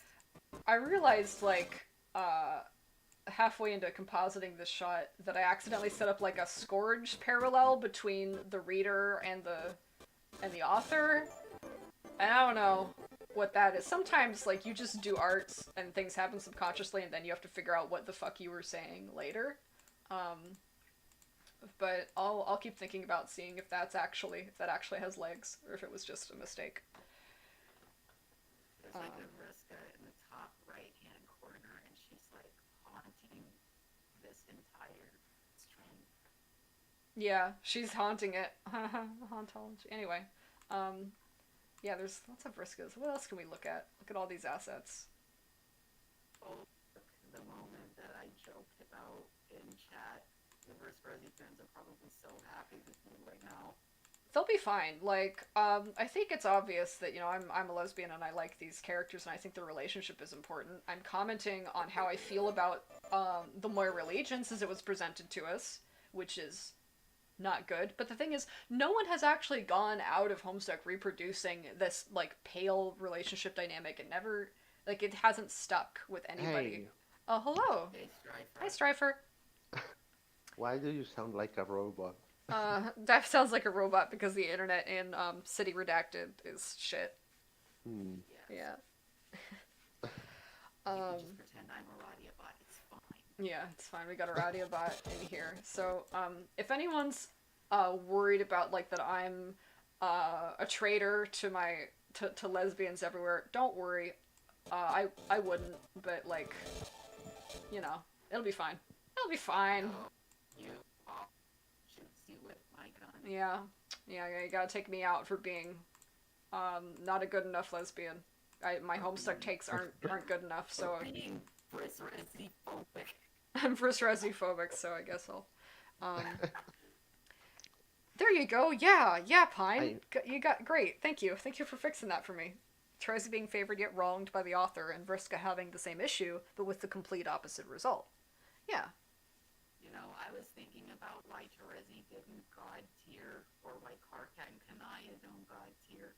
And I think the correct answer to this is that they never had any significant outstanding problems with their society, especially in Terezi's case. They are wronged by their society, but they never really see the problem for what it truly is, which is why all of these people end up attacking KMC. Yeah. If you look at like we've almost got a lineup of the people right in the middle of the emo spectrum. We're missing Nepeta, but it goes like Cancer, Virgo, Libra, Scorpio. Like they're right in the middle. They're the people who are like the least, not the least complicit, but like they're right there in the middle of the sociological experiences, and they're happy to be there. Like they're stagnant. It's interesting that like Vriska is the one who recognizes the importance of combating Lord English, and no one else like will step up to do that with her. They're all kind of mired in their own issues, and they're just content being these self-interested people, and it's really sad for Vriska. Like, That's true. Ah, yeah. yeah, Like, I don't think even Nep Pussy could answer why they did God tier. yeah. Just, yeah. Uh, it seems to me that, like, obviously Gamsi was the one that was derailed the most, but Nepeta is also, like, turned into the cute one which never had a chance or something Mm-hmm. like that in Act 6. And it's like, but you did that, okay? Like, stop turning to the camera and telling me, hey, isn't this Like, sexist? they lean pretty heavily into it in, like, a sort of meta way in Act 6 with Nepeta, but they never do anything. Right, it's like, don't just lampshade it. It doesn't help if you say, like, huh, aren't I a big jerk? And then you kick the puppy again. It's like, what? Just don't do it. Just don't do it. That whole rope riding Slayer trying to date me. Mm, mm-hmm. That was actually the moment that really surprised me. Hey, Pine, lesbian Gamzee like her solidarity handshake. Yeah. We're the dark horse of the zeitgeist. I'm telling you. I you can call me the lesbian. I don't mind. Yeah, it works. Like I, not to lesbian discourse, but like I don't know a single lesbian that has an uncomplicated relationship with gender. Um, I don't think that you have to be. You have to have both feet inside the right of womanhood at all times. I don't think so. Um. Anyway, yeah, Nepeta was done dirty. What That else is is a there to? very, very sad character. She's a character who derived all of her worth from the men in her life. You know, if you pay attention to Nepeta's actions, she's very kind, and the only characters who she really, really lets like influence her are Cardcat and Equius. And unfortunately, Equius is actually the reason Nepeta died. Mm-hmm. People don't realize that. Cardcat was not chose not to be friends with her at his expense because he's a fucking jackass. And Equius was like the only one who was all like, Nepeta, I am assigning you worth. And then like, Yeah, the Dave Petta. Like, sorry, I'm. she died because like the only person ascribing her worth died, and she attacks Gamzee because they're two black people in the same pod. Mm-hmm. Dave Petta. Dave Petta and Equus are similar characters to me in the sense that like when people have a I positive. feel What? I feel like Dave Yeah. Peta is much more Dave than Nepeta. It's Yeah. like a Dave with Nepeta characteristics. Yeah. Nepeta. Yeah. Yeah. It's like. Mm, I don't accept any of the things Dave Petta says as solutions to the problems presented by the work. Dave Petta unsettles me. The things like what we actually when we look at like what Dave Petta is at in the system of Homestuck and what answers Dave Petta provides. And what Dave Petta is doing as a narrative device, I am horrified and repulsed, and this is nightmarish. This is scary as hell. This is like terrifying, and maybe it was supposed to be that way. I don't know. But the same thing is with Equius. Like, I get why people kind of like him as a character, as a person, if you just want to, like, you just want the funny horseman. But if you look at what Equius is as a narrative device, it's horrifying because he's, like, actively sexualizing being racist. The imagery Yeah. involved is very anti-black. It's like Equius really solidifies Alternia as this weird psychosexual projection about what it means to live in the imperialist core that did chattel slavery. Like he's a horrifying character. I look at him and I hear the screams of the damned. But I don't condemn people who are like funny horseman. It's fine. Those are two completely separate experiences because if you actually talk about this stuff, it's insane. So, yeah, it's fucked up. It's fucked You up know, in there. let me talk actually a little bit about Rose Sprite Squared and the Tennessee, because I think it's very, very interesting for not only what it says about Rosemary, but how Hussey like perceives his women. Like, it's no surprise that Hussey is very misogynist. You can see that like the relationships that he writes between Rosemary. It didn't have to be a representation of empathy and Homestuck, but it's just the way that Hussey keeps delegating responsibility to women and his unfair treatment of Yeah, them. he delegates They just burn out. responsibility to women in the story, but then also the story can't actually solve these tensions that it has with like America's identity. So they all Like, just become complicit or passive or sad. like Rose and Kanaya burn out very, very hard, and it's so depressing to see. And Kanaya wants to solve the problem by trying to bring back natural ways that natural order in anything because she thinks it will solve the problem, but it doesn't. Like Homestuck 2 just proves that Kanaya's solution was really just a placebo. Um, the real problem is that Kanaya is always trapped in a society that makes her unhappy, and her solutions for handling Rose are not solutions that Rose takes well to. Yeah. And Rose spirals into alcoholism because of her unique experiences. Kanaya can't do anything. It's so misogynistic unless what Rose just that to the one prominent woman appearing in your comic. Like, how did you think this was a good idea? Oh my god. The I don't mind being critical of Kanaya because the Jade Bloods, what they are, they're really like they're the Democrats as they still view themselves, but especially in like 2009 where we're going to solve our problems with our we are the rational sensible alternative to the conservative like power, but you're not actually you do it the state power like as much as anybody, and unfortunately no, Kanaya's solutions weren't solutions to anything. She never No. addressed anything that was like actually causing her problems, and it sucks, but you know. Like, if you think about it objectively, Rosemary is probably the most unhealthy relationship Homestuck has featured. But the thing is about Rosemary is that the one thing you have to concede at the end of the day is that Rose and Kanaya do actually love each other and choose to not give up on each other, which makes the sting Rose, Jasper's right hitting on Nepeta that much more painful. Yeah. I'm not gonna leave them in that situation because they've It always is kind of so deserved better. painful Yeah, like they're both. to know They're that yeah. That you scene, They're realize that all Meta right, guys. and then Sorry, but like it is my stream. I do have to talk sometimes. Like the I'm sorry. the the issue is like a lot of these female characters are put on this pedestal of their like Homestuck demonstrating that it is not a sexist work, but these characters aren't allowed to solve their own problems. They're not allowed to complete their arcs. They're not allowed to like do the things that they need to do. And you could have these very compelling stories about them being honest about their own flaws and improving as people and helping themselves and each other. But Homestuck won't do that because Homestuck is, like we said, like Carcat, and the way Karkat views women is like as a way of validating his insecurities, it which he did to is Gamzee too. So that's another clown gender.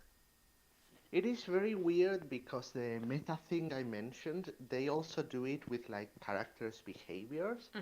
Like the scene where Rosecat acted all predatory towards Nepeta was very clearly portrayed to be bad, but it didn't condemn it also. It did a weird thing where it stayed like neutral on that whole thing.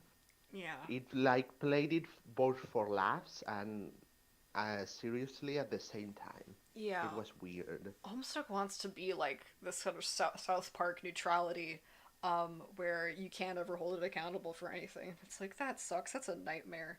And that scene at the end of Homestuck, where Dave and Dirk are talking. I thought, I prayed to God that was it at the very least conceding that its strategy of subjecting people to like this sort of this this very upsetting ambiguous treatment um, was not good, and that it would stop because that wasn't an okay way to treat people. And yet, here we are.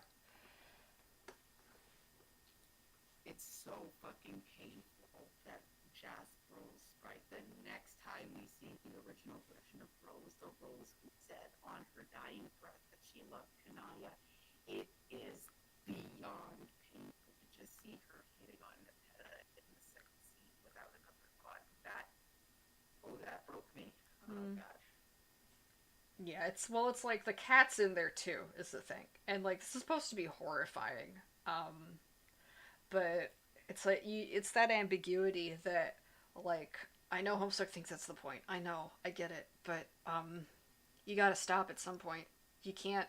You're on a moving train. You gotta do something.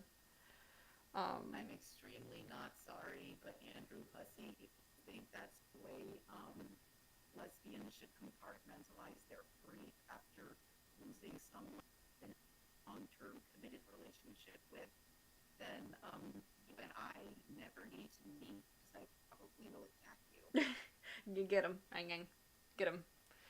Um, yeah, he wants to enter. He wants it to be neutral. He wants to enter this analytical space, but it's not neutral. It's him. It reflects on him. It's got an identity. It's got an agenda. Um, and if we want to overwrite that, I mean, that's probably an okay thing to do. But you gotta know that it's there. And if you ignore that it's there, then you have no choice but to like recreate its violence against the people who have things to say about what it did to them. You have to you have to gaslight and gatekeep and girl boss them, and it's like, don't do that, Homestuck. Don't do that. Um, Sorry, this is supposed to be like a resolve postmortem, but Act 8 is so fucking good. Wow, did you know that Act 8 is the only reason I'm still in this fan space? Because it actually had productive things to say about Homestuck. I like how the characters are allowed to breathe and the women in Act 8 are actually like constructively dealing with their problems and not in the bitter, sarcastic, cynical way that Hussey was always writing them. Which, by the way, carried over to fucking Cyclonial. oh, that's right. I was prompted to talk about what's my opinion on Cyclonials. I haven't played it. I haven't had the time. I thought I would maybe sit down with it at some point. I'm not sure if that's.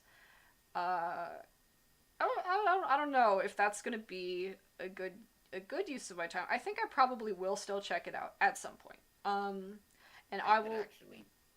I could actually do like a stream of it and then just talk about some stuff that I noticed. Yeah, I don't want to do that I today though. haven't. I could make a productive time out of it if I chose to do it. Yeah. I haven't played either the Pester Quest games or the Hive Swap Act 2 or know any of the extended trolls or read Homestuck 2 or seen this new thing that he did. I don't know if they're good or not, but I'm just not bothering for now. Cyclonials, I think it's probably a. What's good about that is it's good for us to recognize that Andrew has moved on. Like he has moved on, and that's not a bad thing necessarily. Like it would be nice if he is meaningfully moved on to the point where he could reflect on like some of the choices that were made, perhaps. But like at some point you're just not going to get that out of him. Like he's on to the next thing, which is like I think there is some good about that because we shouldn't maybe like constantly demand that from this guy for the specific reason that it's not going to happen. It's not going to I happen. would, Um, yeah, yeah. I would just hope he went back to like a smaller scale thing he actually enjoys doing, Yeah, if just he's doing because it that, would then probably like turn out better. right, then like that's fine. I have no issues with any of that. I think that's probably great. Um, and I might check out Succulentals just like as analytical object because that's kind of the how I look at these things. I don't know. Yeah. What's really sad is that his work still has the power to make me feel things. Because when I saw that trailer, the Psychocolonials one, for the first time, and the first thing that showed up was like those falling cards, I like felt things and was excited for it. But the instant the character models and the whole scenario appeared, I was like, oh no. I'll have to check it out. I don't want to say anything until I've experienced it and I know what I'm talking about, and I don't know if I'm necessarily um that I'm stuck in this position where I always want to be fair, but unfortunately, being fair would include, considering the reality of the situation, which is usually not great. And I don't want to hurt anybody's feelings. And people are like, responsible adults. You want to engage with any fiction you want, any way that you want. That's, it's your choice. You got to be accountable for it. But I can't stop you. You know. Well, certainly more brained about it than the majority of people in this fan space. Oh well, we'll see. I don't know. Maybe I'll just go in there and I'll just be stupid and not have anything good to say, or I'll Mm, be like too nice. I I don't have know. to Yeah, it's like I feel so weird. I have to go do things, but it was nice to talk Okay. for a Well, little thanks bit. for stopping by. Um, Sorry for talking over you so much. Oh my god, it's my fault. No, don't worry. oh, it's okay. Thanks for See stopping in. you. The Iranian and Tavros resolution. Yeah, they were best friends. They mattered to each other.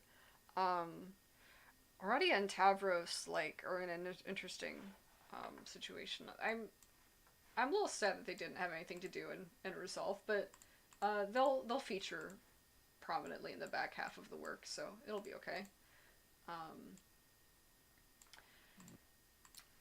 Okay, I'm just gonna say this very, very lightly, but I do think the Homestead community to be better about objectively engaging with Andrew Husse's work and his attitudes, because if you engage with his work and his attitudes romantically, I think you are just in for a bad time. yeah, don't get into a romance with these products. They're bad partners for you.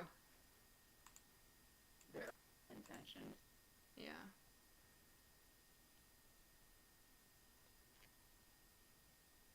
Yeah.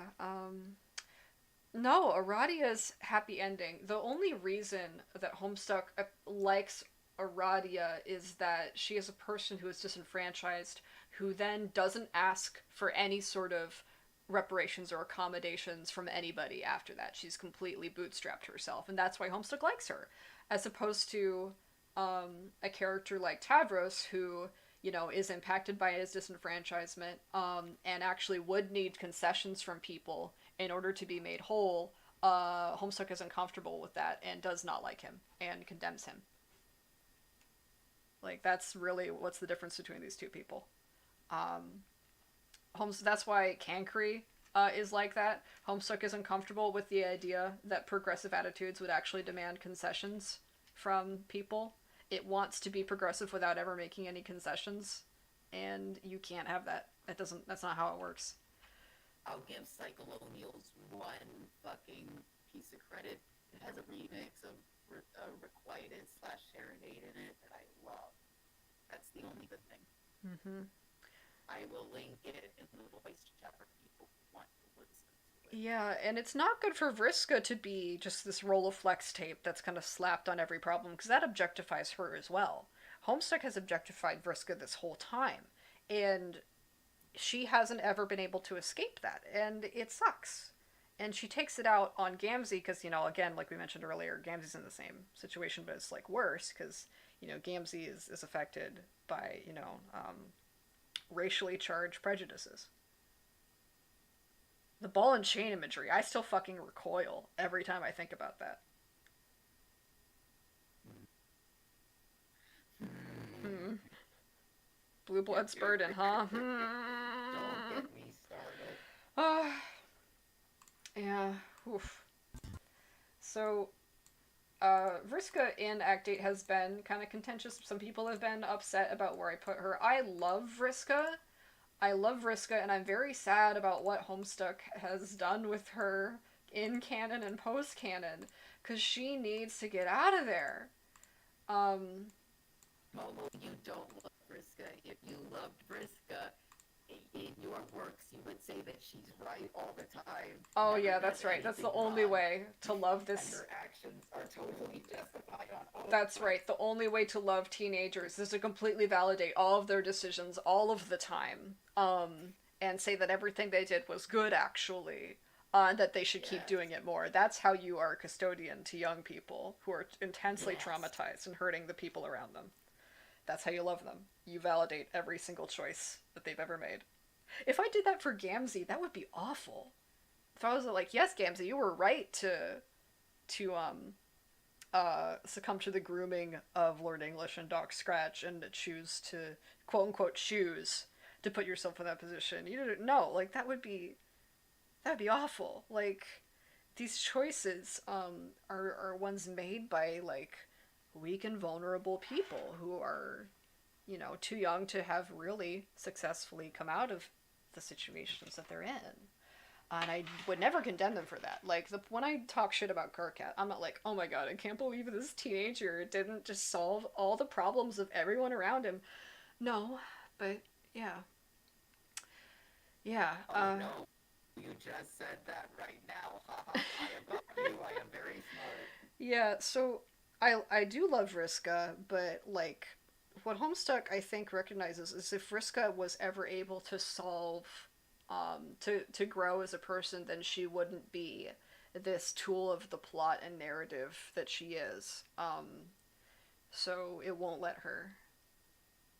Anyone who thinks like, oh, Vriska being the Antifa super soldier, is a good thing. Like, Well, to be fair, Vriska is an Antifa super soldier, but she's only an Antifa super soldier for Vriska.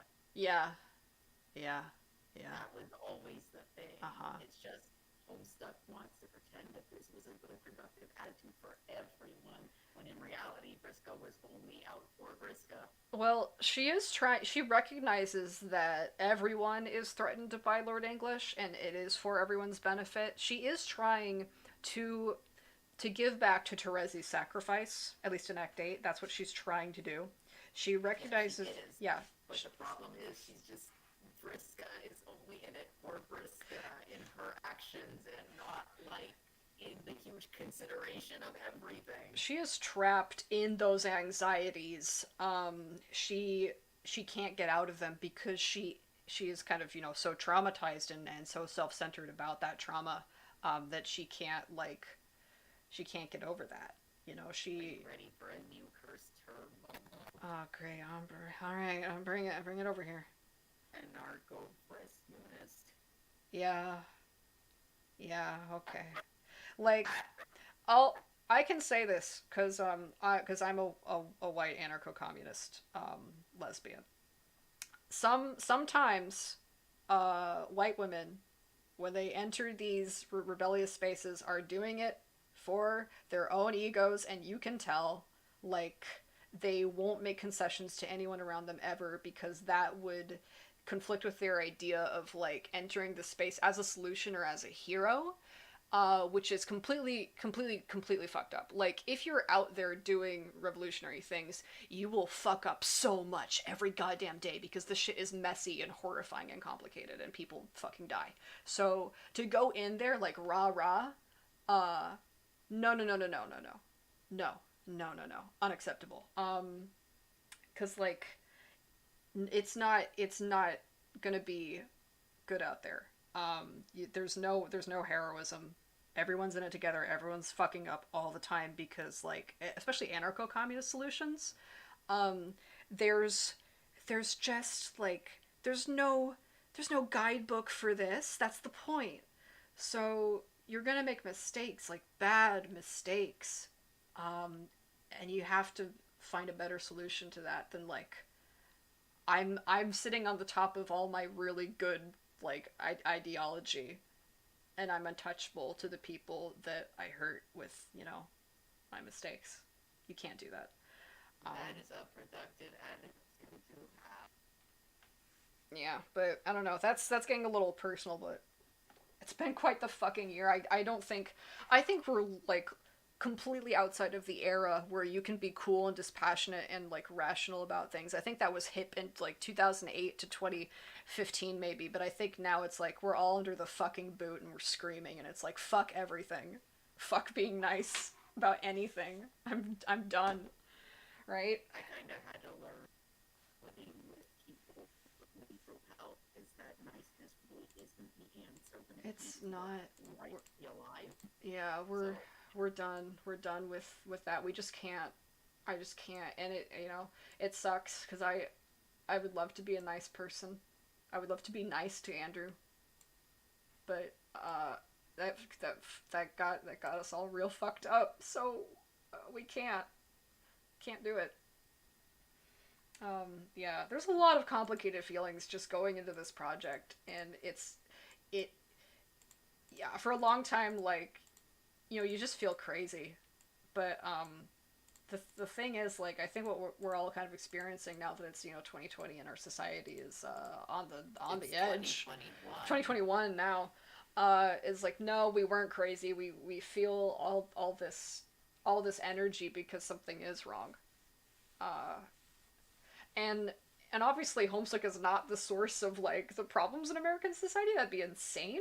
But I think it's like this space where the energy manifests, and if if we didn't take advantage of these spaces to talk about that, I think we'd be like losing an opportunity.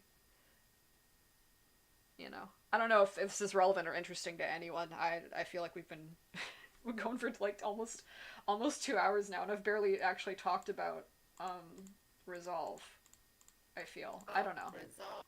It's so good. It's so fucking good. The animation is good. Californ Gold. You know what? Let me be mad about something. I certainly do love how Gamzee.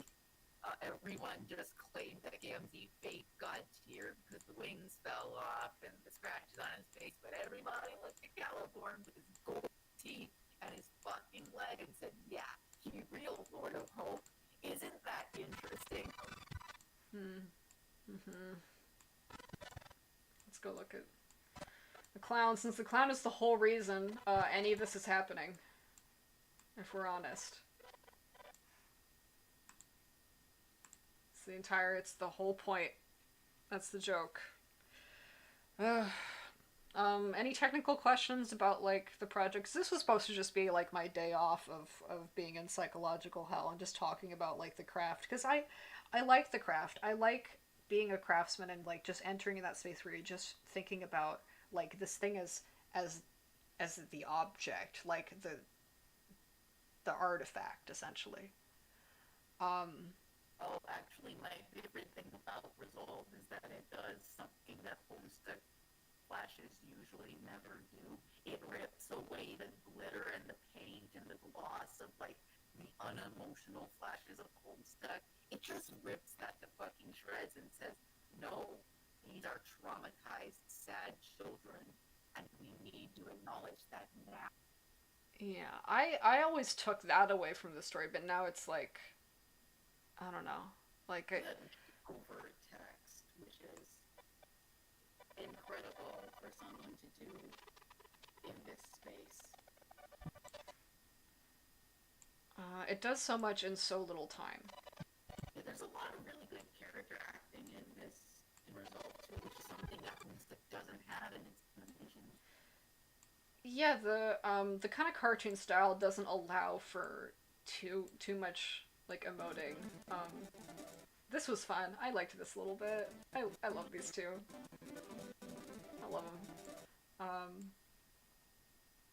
But I I almost it does have that kind of awkwardness with depicting actual emotional intimacy between people. It's a little squeamish about it because it comes from that like old internet dude philosophy of like the irony and the distance, and you can't you there's the idea like you shouldn't let your feelings dictate your behavior. Folks were really into that. There was this very masculine sensibility of how to conduct yourself online. But I don't know that it's gonna get us through this point in our history anymore.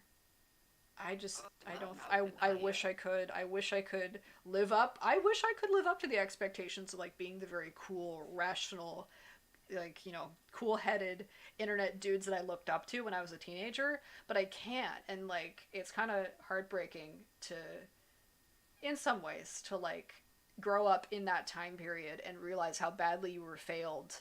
Um how do you time animation to music? That's here, good. That's a good technical question. We can do that.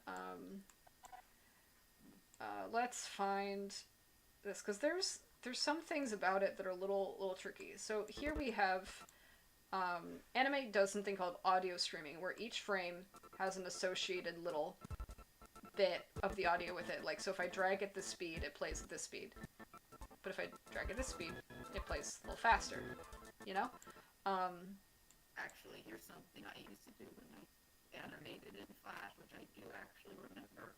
I would just sync up the animation frames with the tempo of the music, which is what I'm doing in my animation. yeah, pretty much. So you can like listen for it, and then you find the frame, and you can use the visual waveform. Like here, I know that there's a beat here.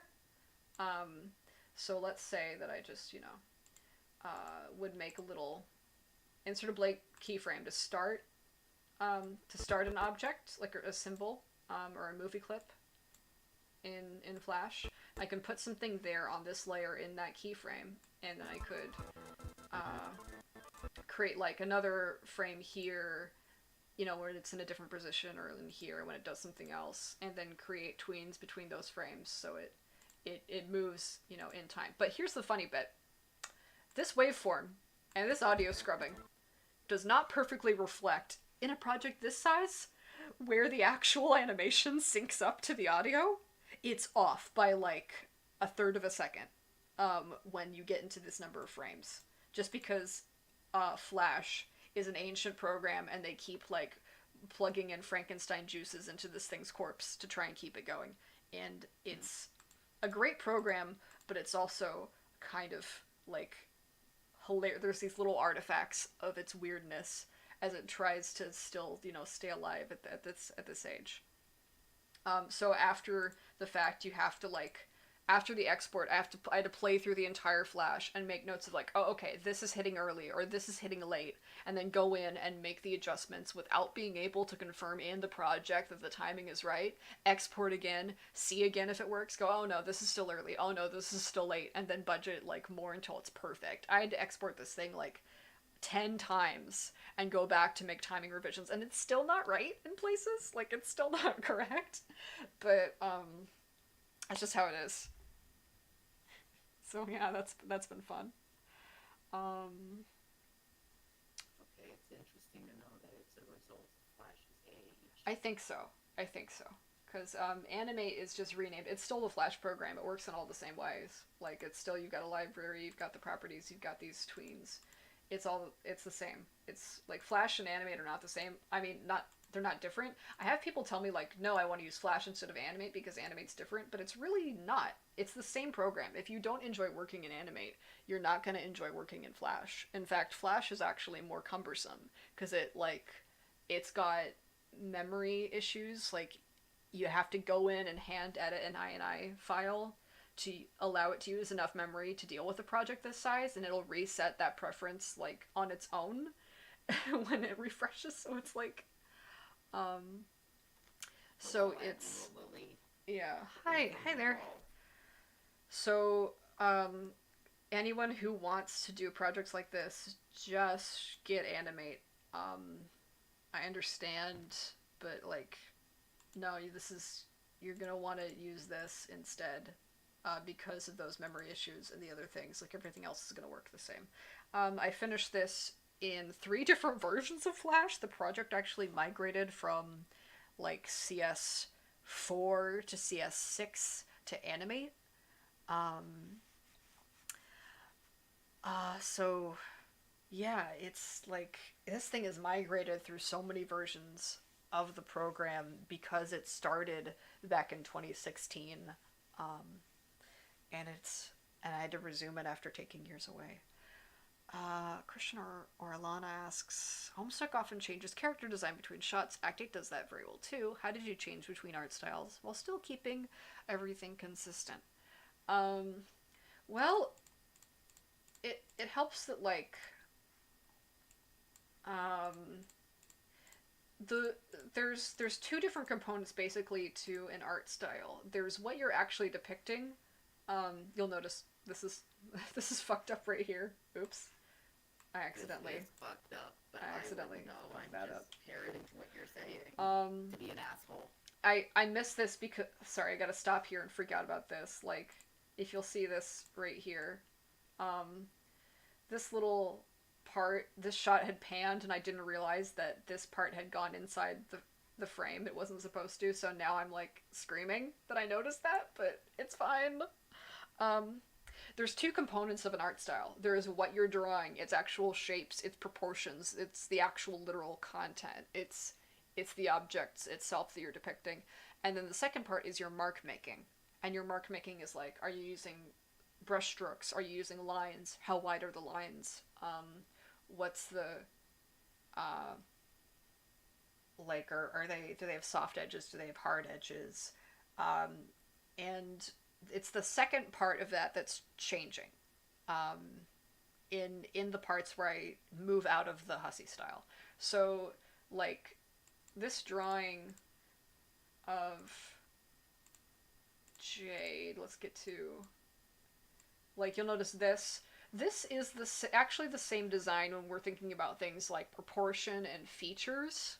This is the same design as the one where June is like looking at Jade before they go into the black hole. Let's see if I can find that. It's the same design. The same object is being depicted here. The same person. Uh, but the mark making is what's different. So like here, it's the same thing. Like it's the same jaw shape. It's the same like proportions. Everything's kind of the same size referentially, but the mark making is different. Like we've got more lines, so we're depicting the same object with more lines. We've got different colors. We're kind of going back to the colors that we're using in main Homestuck, but it's the same thing, right? So I guess that's kind of the answer. I did so much of this. Against All Odds Resolve was finished. Yeah, there was a point where I never thought I would finish it, and then I did, and now it's done. It's really surreal. This scene was done by Cole. Thank you so much, Cole. This was super helpful that I didn't have to do this, because I don't like drawing full-bodied characters. It takes so much time. And what else? A lot of the early shots were drawn by Calicorn. Did I think this here. I did this here. And I did this stuff. But Calicorn did these shots of the cherubs. I did the backgrounds. I did this. I did this alt calliope. I did these alt calliopes. Oh, I have to find who painted Echidna. I forgot. I gotta add that to the credits. Someone painted this Echidna. I have to figure out who they are. Yeah. Yeah, Homestuck wanted to make Dave Cat real and didn't actually like depict it. And then Postcan is trying to do it, and I like their intentions of giving people what they deserve, but at the same time, I look at Dave Cat and I'm like, oh no, you're depicting these people as like two very irresponsible people who like abandoned everyone close to them, and that's a very toxic way to depict homosexuality. Like gay men are not abandoning their commitment to like being a partner to women by being gay, but that's like how Homestuck. It's weird, but like, yeah. Dave Cat deserved there's just unavoidably kind of some, I think, some problems with those with those characters in that situation, but I like think it's they yeah. enable each other in like the worst way. Like if you Yeah. actually the way they interact with each other, they never challenge each It's other to really grow. sad. They're both knights, they're both stuck in that and they don't like move past it. Yeah. They're just too comfortable. Oh, Cheshire, I know the answer to that. Knights are very sympathetic and homesick because knights are the men struggling with, that expectation to become complicit, like in the systemic violence, and they just kind of stagnate in it, and that's the position the text is being written from. The knights are like the people who are the most sympathetic to both Andrew and like the people who are like Andrew who are reading the comic, you know. Because they recognize that there's a problem, but it doesn't actually affect them. And so they kind of just, keep their cool about it and give up on the people around them. And it sucks. I'm sorry. That doesn't make me happy to see that because I love Carcat, but he didn't ever get out of that. Yeah. They all pair up, which is pretty unsatisfactory. Like Dave is really close to Teresi, but they never gave push. Jesus fucking Christ. We're gonna one day I'm just gonna go like off the rails and talk about how shitty Homestuck is about polyamory and how it perceives the gay community. I'm just gonna go fucking nuts. Mhm. Mm. Like Teresi is very clearly Yeah. a polyamorous bisexual woman, but Homestuck is so it can't. It can't validate that experience. Not only that, but it's like it really goes back into that whole how Carcat and Hussy. I should preface. I really should preface the whole Dave and Carcat are gay with Hussy said Dave and Carcat are gay, and this is how he perceives gay men and their struggles. They're just gonna fail people because they can't quote unquote meet their biological agenda, which is really what that whole thing is about. And then Carcat talks to Dave, and then Dave is all like, "Hey, somewhere in there, Dave might have went up to Carcat and like, hey, it seems as though you are unable to participate in this polyamorous society. I'm a monogamous man. Have you considered monogamy today?" And then Carcat says, "Dave, that's a very interesting thought." And the next time Carcat sees Gamzee, he's just like, "You suck. I am a heterosexual Christian, not a monogamous man." That's literally what happened. It's And here's the thing about yeah. monogamy. Just because our society says one partner a person doesn't mean Alternian monogamy would dictate itself in the same way. But it's so fucking weird because Homestead can't have productive conversations about polyamory because it goes back into the thing what you said about it not wanting to validate those experiences. I am sure monogamous people on Alternia have people in all the quadrants, but Homestead does not want to have productive conversations about the subject of polyamory because it doesn't want to validate those. It's interesting. It doesn't show a single like successful person that has more than one quadrant like full at a time. It never depicts that, which is interesting. But it's fine because they're fucking teenagers. Yeah. Also, it goes back into that whole thing about, Homestead not wanting to validate polyamory. Well, that's the thing with Alternia. The thing about Alternia is its world building is a joke, and when you try and like take it seriously, you realize that no, Homestuck never took it, seriously, which is interesting. Like especially interesting for Gamzee, who is a joke character, and like it makes it unavoidable to say, oh, no, Alternia was a joke, and if you try and take everything about it totally at face value and set it up as like an expectation for Homestuck to deliver on that, it'll never do it, which is a shame, right? But like it's very clear to me that Gamzee is a monogamous character, but then again, I'm not saying that Gamzee is polyamorous.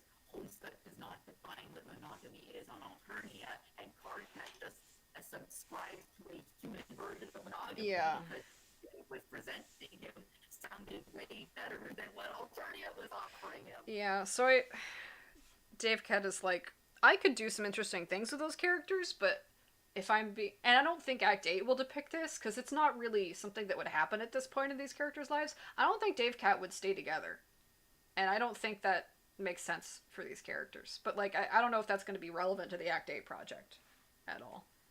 Um, I don't know. I just don't think that's good for these two. In consideration of Again, I am an Alpha Halcyon Epsilon work that talks about Cardcat. mm-hmm. I don't know if I want it, even whatever my gut reaction is no. It may change, but my gut reaction is no. Yeah, thanks, Orlana. I'm glad that was a good answer. Yeah, I don't mean to make people upset. Like, I recognize what Dave Cat means to people, and I wouldn't take that away from them. But it's one of those situations where I gotta be honest about, my own feelings. Uh, yeah, by reconciling that, but not taking much action after it. Exactly. Like, the knights are, in service of this system, uh, but then they can't really confront it because their identity as a knight only exists like within it.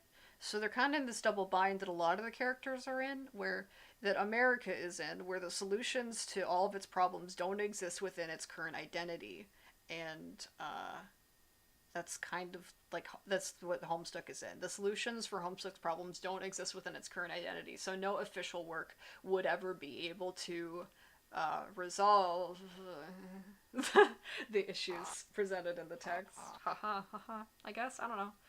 Um, but yeah, this isn't to shit on Dave Cat or the idea of like giving people representation that they are looking for and were promised by the narrative. Um, but yeah. Also, I gotta say, there's something extremely insidious and shitty about Cardcat just subscribing to Dave's version of monogamy because it works for him. Yeah, it's kind of like, hi, I'm Dave. Your culture is stupid. Just do mine. Yeah. And it's because again they didn't take Alternia seriously as a world building that characters lived in. That is straight up what happened. Yeah, which kind of invalidates the idea of it being an alien world that is external to, I guess, the sociological background that the other characters are coming from. Which is why you have characters like Gamzee and Mina being affected by like social prejudices that only really exist on Earth.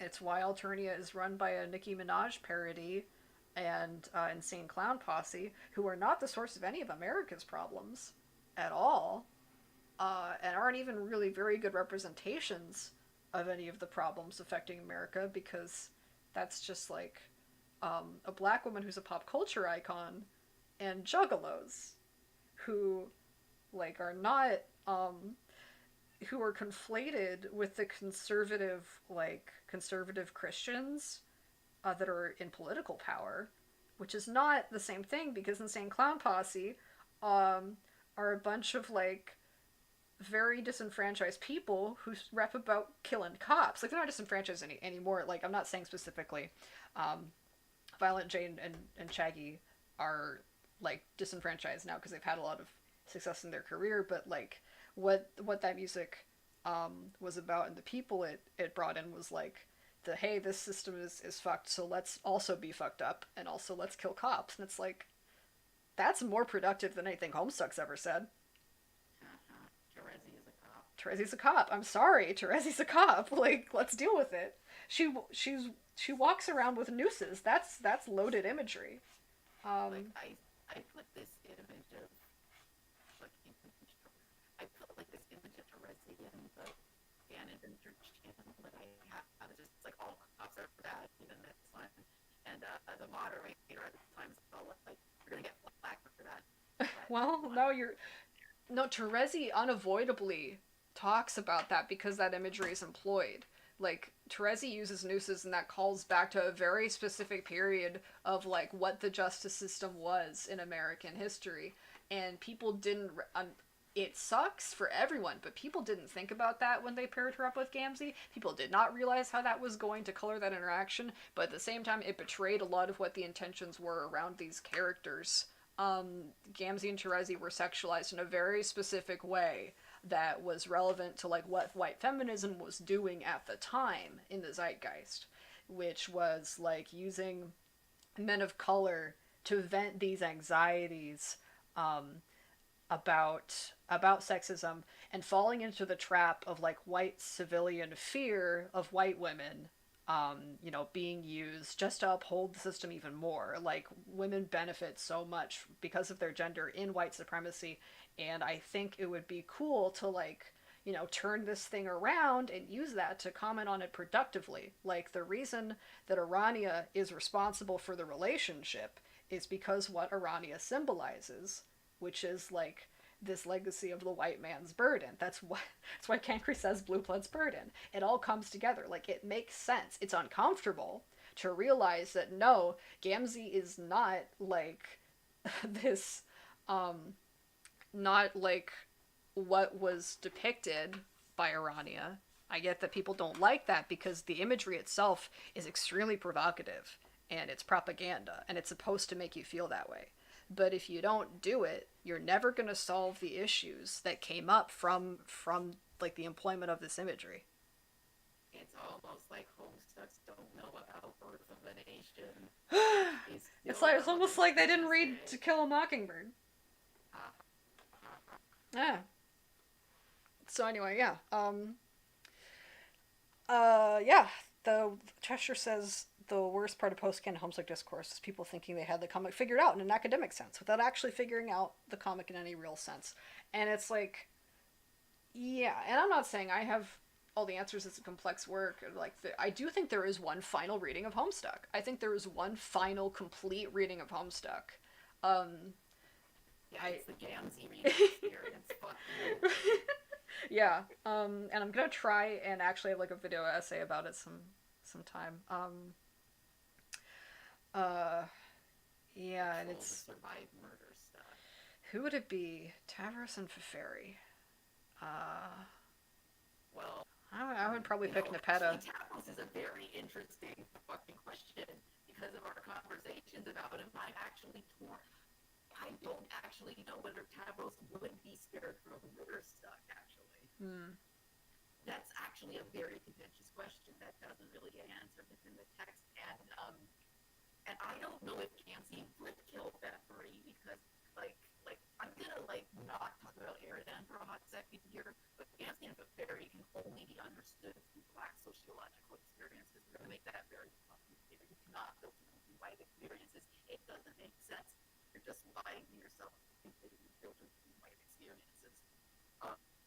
I don't actually know if Gamzee would kill Feferi because, on one hand, I can see him struggling to compartmentalize the people who are actually in power. And on the other hand, I can see Hussey deciding to make a really bad, misogynistic joke about Hussey as a black man inciting violence against Feferi, who is a black woman. I feel that he is bad-tasted enough to have recreated that in an attempt in social commentary. Yeah. That is why I am so glad it was Eridan who killed Feferi, so I don't have to think about that. Like, if we look at, who gave Murder Stuck? Ugh. I don't know why, I guess Homestuck to Candy, when it says like, oh, Gamzee killed half our friends, I guess it's kind of like, maybe it's intentionally parroting that misunderstanding, or maybe it believes it. It's hard to tell. It's just like, that's another thing where the ambiguity comes in. Because Gamzee killed two people. Gamzee killed Equius and then Nepeta, and that's it, right? And specifically with Equius, the reason Gamzee does that is because Gamzee has just woken up to the metatext of the situation, where they realize they're a joke character and they realize what Equius symbolizes. If we're looking at it just diegetically, it's that Gamzee was, lonely and stoned, and Equius was taking advantage of them the entire time and sexualizing them in this really gross, uncomfortable way that, they weren't really in a position to deal with that in a way that was good for them, and they hate him and they kill him for it because that was gross and disgusting to do to a person, right? But like extra textually, it's like Gamzee recognizes that Equius symbolizes this weird racially charged like um, dehumanization that Gamzee is experiencing, and so that's why Equius dies. Unfortunately, like Nepeta is wrapped in here. Yeah. Cause yeah, what you said before. Gamzee would have spared Tavros or not. That is a very interesting question. Uh, Because I think about it, I don't think the answer is yes. well, Gamzee doesn't try to hurt anybody else after that. After he kills Equius and Nepeta, like Gamzee stops. Gamzee doesn't actually attack anybody else. It's like they kind of lose once they took out Equius. Um, that was it. Like they didn't make any other attempts to attack anybody. They just kind of ferried the doll around to the meteor to do Lord English's bidding, but that was all. That was the only person Gamzee actually wanted to kill was Equius, and I think that they realized that after it happened. Yeah, the reason I say Tavros is kind of a contentious question is because we just don't know that much about their relationship. If you're understanding what I mean. Mm-hmm, mm-hmm. And by the way, I'm not like shitting on people who like Equius because the story doesn't take responsibility for any of that. So the story presents Equius as just this guy who is a little weird, but ultimately harmless. So if people just want to like have that character and write that character, that's fine. Like because this is a nightmare to deal with it. But yeah, I think like, but it is in there. He does take advantage of people. He doesn't really care about them. He does see people as objects for his gratification. Even the purple bloods and a lot of. So I'm so sorry. The indigos are that way towards the clowns because the indigos represent a certain kind of racist anxiety. Yeah, that's something I wanted to capture with Equius and AAG, because if you're like really paying attention to the one time he is mentioned, he's not mentioned by name, either as Forrest. But if you're paying attention to the one time he is mentioned, he does something unspeakably terrible. So Yeah. Well, this is about as long as I think I could do the stream. I'm sorry we didn't talk much about Resolve. But I don't know. I guess there are more important things, to talk about if we're being honest.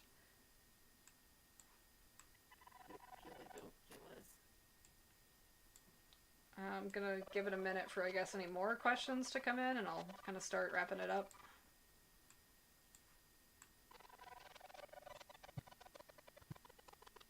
And I'll answer, like, more questions about it as they come into the Tumblr, probably. The Tumblr right now is the only place where I'm, accepting questions. I don't really think I want to make a Curious Cat, because, like, I have a Curious Cat. Yeah, but it's for me, and also I don't link to it in my profile, so, yeah. Oh. Yeah. Yeah, I'm totally, cool with fans wanting to recontextualize him as a positive force, as long as we can also, like, admit what was going on in the text and then just, dealing with it. Yeah, the way Equius is handled in AAG is just very honest to what he actually is. Yeah. But it's, like, it's cool, because I like the funny horseman who's just a funny horseman, too. That's fun. Equius is sort of like a hussy cipher in that sense. Like, we want him just to be the funny horseman, but unfortunately there's a bunch of weird shit going on. Hussy is like The Hamlet joke, yeah. The Hamlet joke. So, there's been this long-standing, like, depiction of fandom as a sort of romantic fixation with a text. And unfortunately, since the text has sort of embodied itself, like the authorial intent is very present, and that sort of lets cartoon hussy like be the text that the fandom is implied to have this infatuation with. So if you read Hamlet, and Ophelia's scene where Ophelia confronts Hamlet about the letters that he has written her and is returning them, like, hey, take these back, gifts, prove, when the giver proves them kind, there's that line, like, this gift, it loses its worth, because I know now that you're not this person. And you lied. He said, "What? I'm a liar. Women wear makeup. They're the liars. Oh, relationships are bad, actually. Blah, blah, blah. It's society, not me." And it's like, wow, Hamlet, thank you so much. I just wish you would take accountability for anything, you know? He's like, "No, I'm Hamlet. I'm gonna go drag my feet about addressing anything that's going on in my life by." So um, that's Yeah, sort of Equius is a very. what the Hamlet joke is. Like, yeah. I feel like Equius is a character who wasn't because he recognizes that he's a sexually malintentioned person, but it's also his way of like disowning responsibility. Oh, Homestuck does that a lot, where it's like I've got this character that embodies like a negative aspect of like your culture or your identity, and then you think that that's enough. Just, but it's not enough just to do that, like unleash that on people. Not if I you feel like also want that's to have a true for. relationship with the audience where you think you can like improve them. It's not going to improve people just to be subjected to your neuroses. You can write art about your neuroses. That can be some of the most important and productive art that exists. However, it's not enough to just subject people to your neuroses and then say, "Well, bye, it's your problem," right? Yeah, So yeah. I feel like that's true for everyone except Tavros. I feel like Tavros is the most disconnected from his cultural like Mm-hmm. roots and problems, but that's only because he got branded as you know, Yeah. Dante Bosco was revealed in the video. No, I mean there's definitely the Brista Spanish thing, but I feel Yeah. like Tavros is just so lucky disconnected from his culture. It's honestly tragic. Um. Oh, I know. I'll talk really briefly about the the Tumblr post that is just the plan for the rest of the year. What we're gonna do with the rest of the year. The intermission I've decided is gonna go up on April 1st. That's not a joke. That's really gonna happen. Um, yeah. It's gonna happen there. We're gonna, if I get it done in time, I really hope I do, because I don't have time to be working on it after that. So that's going to be up at that point.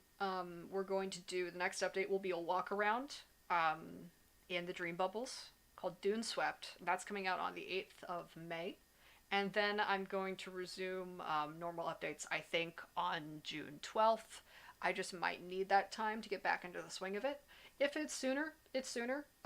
But I won't accept it being later. Uh, and if it does happen, I'm gonna feel real embarrassed. But I want this thing to actually, be done within a feasible amount of time. So that's sort of the plan going forward. That's how it's gonna be. Oh, Pine, That's that what had a to be. lot of people actually did. Yeah, Pine, You that's are gonna. not alone. Yeah, yeah, Julep and Pine, and it's like the fanon characters, they tend to just kind of gravitate into pre-existing tropes that people are familiar with and comfortable with, which is fine because like tropes aren't bad. Tropes are ways of communicating, like the cultural um, positions we're in. But I'm becoming more and more of a canonist, unfortunately, where I think it's productive to actually address what's in here at a deeper and deeper level. Um, and being indulgent is a good thing. You got to take care of yourself, but I think we can like have good things and be honest about the text at the same time. Yeah, the more I talked about AmTab and the more I thought about it and the more facts came out about Andrew Hussey and his previous work that came out, I was like, actually, I don't think I can recreate looking at AmTab without being disingenuous and honest about Andrew Hussey's intentions. So that's actually not something I can do on a Homestuck project. Yeah, I'm so especially. sorry, AmTab fans. You deserve better. You really do deserve better. But I can't do that for you. Mm-hmm. When young people read things, like they're they're still making sense of their own experiences. So it's not a bad thing that there are fanon projections. I think it's maybe even a good thing. Um, but like it's hard then for the text, at least a text like Homestuck, to deal with itself, and then it's hard to kind of be in this analytical space because if I say the things I just said about Gamzee on stream, um, there's someone who has an experience that isn't compatible with that reading. Someone out there, like, it doesn't work for them, and that's the reality of, like, being a reader. Yeah. You gotta be both a canonist and a fanonist. I'll buy that. And that takes me back. It's a good relationship. You should invest in it, but I can't give you that experience because I have the cursed knowledge. Okay, you love it, love it, love it. Yeah, Okay? because, like, Gamtav was just there in this montage of Gamzee's experience to tell us these things in order. One, Gamzee was gay or interested in men. Then what we see is that Gamzee is being targeted by Doc Scratch, and then Gamzee turns into this monster. That's the montage we get. The montage is so like quick and snappy that it says that there's a correlation between these events, and what we're basically looking at is exactly a reproduction of like an old Henry Cohen like horror film where there's like this horror surrounding homoeroticism. Um, and it implies that if you are this, you'll be a social outcast, you'll be taken advantage of, you will become this horrible creature that is destructive to everyone around you. And it's like, that's what it is. That's what it is. That's all it was there for. Um, Tavros never reciprocated those feelings in canon, I guess. Like, at least canon never planned to do that. It was just there as another thing to condemn Gamzee, which is so weird because now it wants to be this progressive work for like depicting, gay people. But we never kind of looked at the horror that we subjected Gamzee to as part of, the experience that these themes had in Homestuck, which I mean, I don't get ignoring that. Also, I feel that Homestuck fans really do need to be more critical of the representation we got, aka Rosemary, because there are a lot of problems in that relationship that go unexamined by the vast majority of fanfic. Yeah, Gamrezi happened because like this is the reasons we talked about earlier, like what that ship served the cultural anxieties at the time. Um, that's why it happened. People did the ship because, haha, Terezi's a cop, haha, Insane Clown Posse hates cops. This is a fun little black rum, right? That's how indulgent to the current, like, sociological experiences of the white women who read Homestuck it was. It wants to be progressive, but it cannot progress. So Gamrezi, unfortunately, is the most, like, racially violent thing I think that happened in the work. Maybe almost as much as Gamquius, but like, yeah. Horace and Rufio, don't even get me fucking started. Oh no, Horace and Rufio. Oh dear, oh dear. The thing that like, oh, I'm now thinking about Horace like taking Rufio's head and putting it on a mechanical horse body. Jesus Christ. Okay, well, we thought about that now, didn't we? No, I haven't. I don't even know who you're talking about. Daft has left the building because this shit is gross. Well, I is that any last thoughts from anybody? I think what we didn't really review Resolve as a project, so I might schedule another one of these and change the name to a different stream. No, that's fine. We might come back with like maybe I'll take more questions, or maybe I'll just not and let myself take a break from it. But does anyone have any last like questions about Resolve, about Flash projects, about like where the comic is going, anything like that? Okay, Momo, I have something to say to you. If you're gonna rest and relax, do it in a productive way. Nah, I do what I want. Of course. I tried everyone. Daft tried, but like I just want to be treated as like a competent, artist person. Like I've done this enough. I'm old enough. I know what I'm doing.